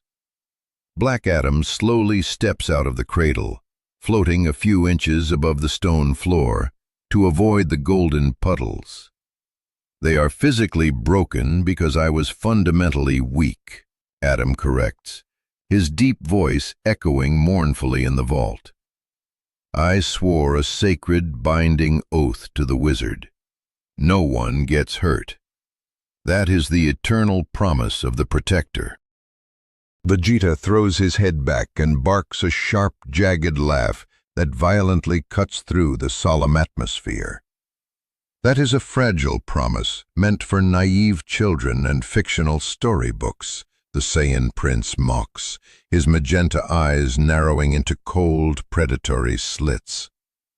A true king does not promise absolute safety. A true king promises absolute victory. Do you honestly think I haven't willingly sacrificed millions of pawns? Do you think I haven't personally burned entire worlds to ash to secure my empire? Vegeta pushes off the stone pillar, walking slowly toward the brooding monarch. You feel this suffocating guilt simply because you had to look your victims in the eye while you took their time. Get over it. Guilt is nothing but a heavy, useless shackle. Absolute pride is the engine that drives an empire. You survived the war. They survived the fallout. The enemy retreated in terror. That is a definitive, undeniable win. Take it and own the fear you created. Black Adam stares into the alien's eyes, realizing with cold horror that this creature of pure, weaponized narcissism is currently offering the only logic that guarantees survival. "You are an irredeemable monster," Adam whispers into the damp air, though there is absolutely no heat or judgment left in his exhausted voice. "I am a prince," Vegeta violently corrects, pointing a finger directly at Adam's chest emblem. "And you desperately need to walk upstairs and start acting exactly like a king. If they see you moping in the dust, they will eventually hate you enough to kill you. But if they see you standing tall, completely unbothered by their sacrifice. They will fear you. And fear, Bald One, is infinitely more useful than pity.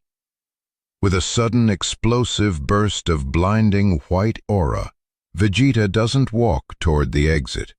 He simply blasts a massive vertical hole straight up through the ceiling of the ancient vault, tearing through thousands of tons of bedrock and palace ruins to reach the open sky. Adam watches the debris fall, the sudden shaft of dying sunlight illuminating the dust. The alien is gone, leaving the king entirely alone in the dark. 3 grueling days later, the violent, chaotic dust has finally settled over the broken capital of Shiruta. The monumental, agonizing task of global restoration has officially begun. Cargo planes circle the airspace, dropping massive crates of international humanitarian aid, while the Justice Society oversees the frantic reconstruction of the shattered national power grid from a safe diplomatic distance. In the exact center of the devastation, Black Adam sits motionless on the ruined stone throne of Kahndaq. The massive ceiling of the throne room is completely missing, leaving him totally exposed to the harsh, unforgiving desert sun. He sits in the heavy shadows, refusing to sleep, refusing to eat. He simply listens. He hears the rhythmic metallic clanging of heavy hammers. He hears the whining roar of industrial drills. And he hears the quiet, desperate prayers of his people. But they are absolutely no longer praying to him for divine protection. They are praying to their ancient gods simply to survive his reign. Down in the massive, sun-baked crater where the Western Palace once stood, Amara stands firmly on a newly poured slab of reinforced concrete. The sweltering heat presses down on her shoulders, a burden made infinitely heavier by her violently aged body. Her joints constantly ache with a deep, chronic arthritis. Her breathing is shallow and raspy. She is a woman in her early 30s, trapped permanently inside the frail, failing biology of an elderly crone. Yet as she grips the heavy, static-laced radio to direct a massive yellow construction crane lifting a steel I-beam into the sky, her dark eyes are burning with an undeniable, fierce vitality. She looks up at the ruined throne room, spotting the tiny, solitary silhouette of the immortal god brooding in the shadows. The illusion of the benevolent protector is entirely dead and buried beneath the rubble. He is no longer their savior. He is simply the terrifying weather they must endure. A faint, grim smile slowly touches the deep wrinkles of Amara's weathered face. The king may have violently stolen their youth to win his cosmic war, but in doing so, he accidentally severed the heavy chains of their absolute dependence. They no longer wait for the lightning to magically solve their problems. They are rebuilding the shattered city with their own bleeding, mortal hands. Kahndaq no longer belongs to the immortal gods or the alien monsters. It belongs to the people who bleed into its sand. Amara reaches down, picking up her scuffed, yellow hard hat. She places it firmly over her coarse, stark white hair, adjusting the chin strap with trembling, liver-spotted fingers. She keys the heavy radio, her raspy voice cutting sharply through the construction noise with absolute, undeniable authority. "Secure the load on winch 4, she commands, looking out over the sprawling, defiant ruin of her beloved home. "And let's get back to work."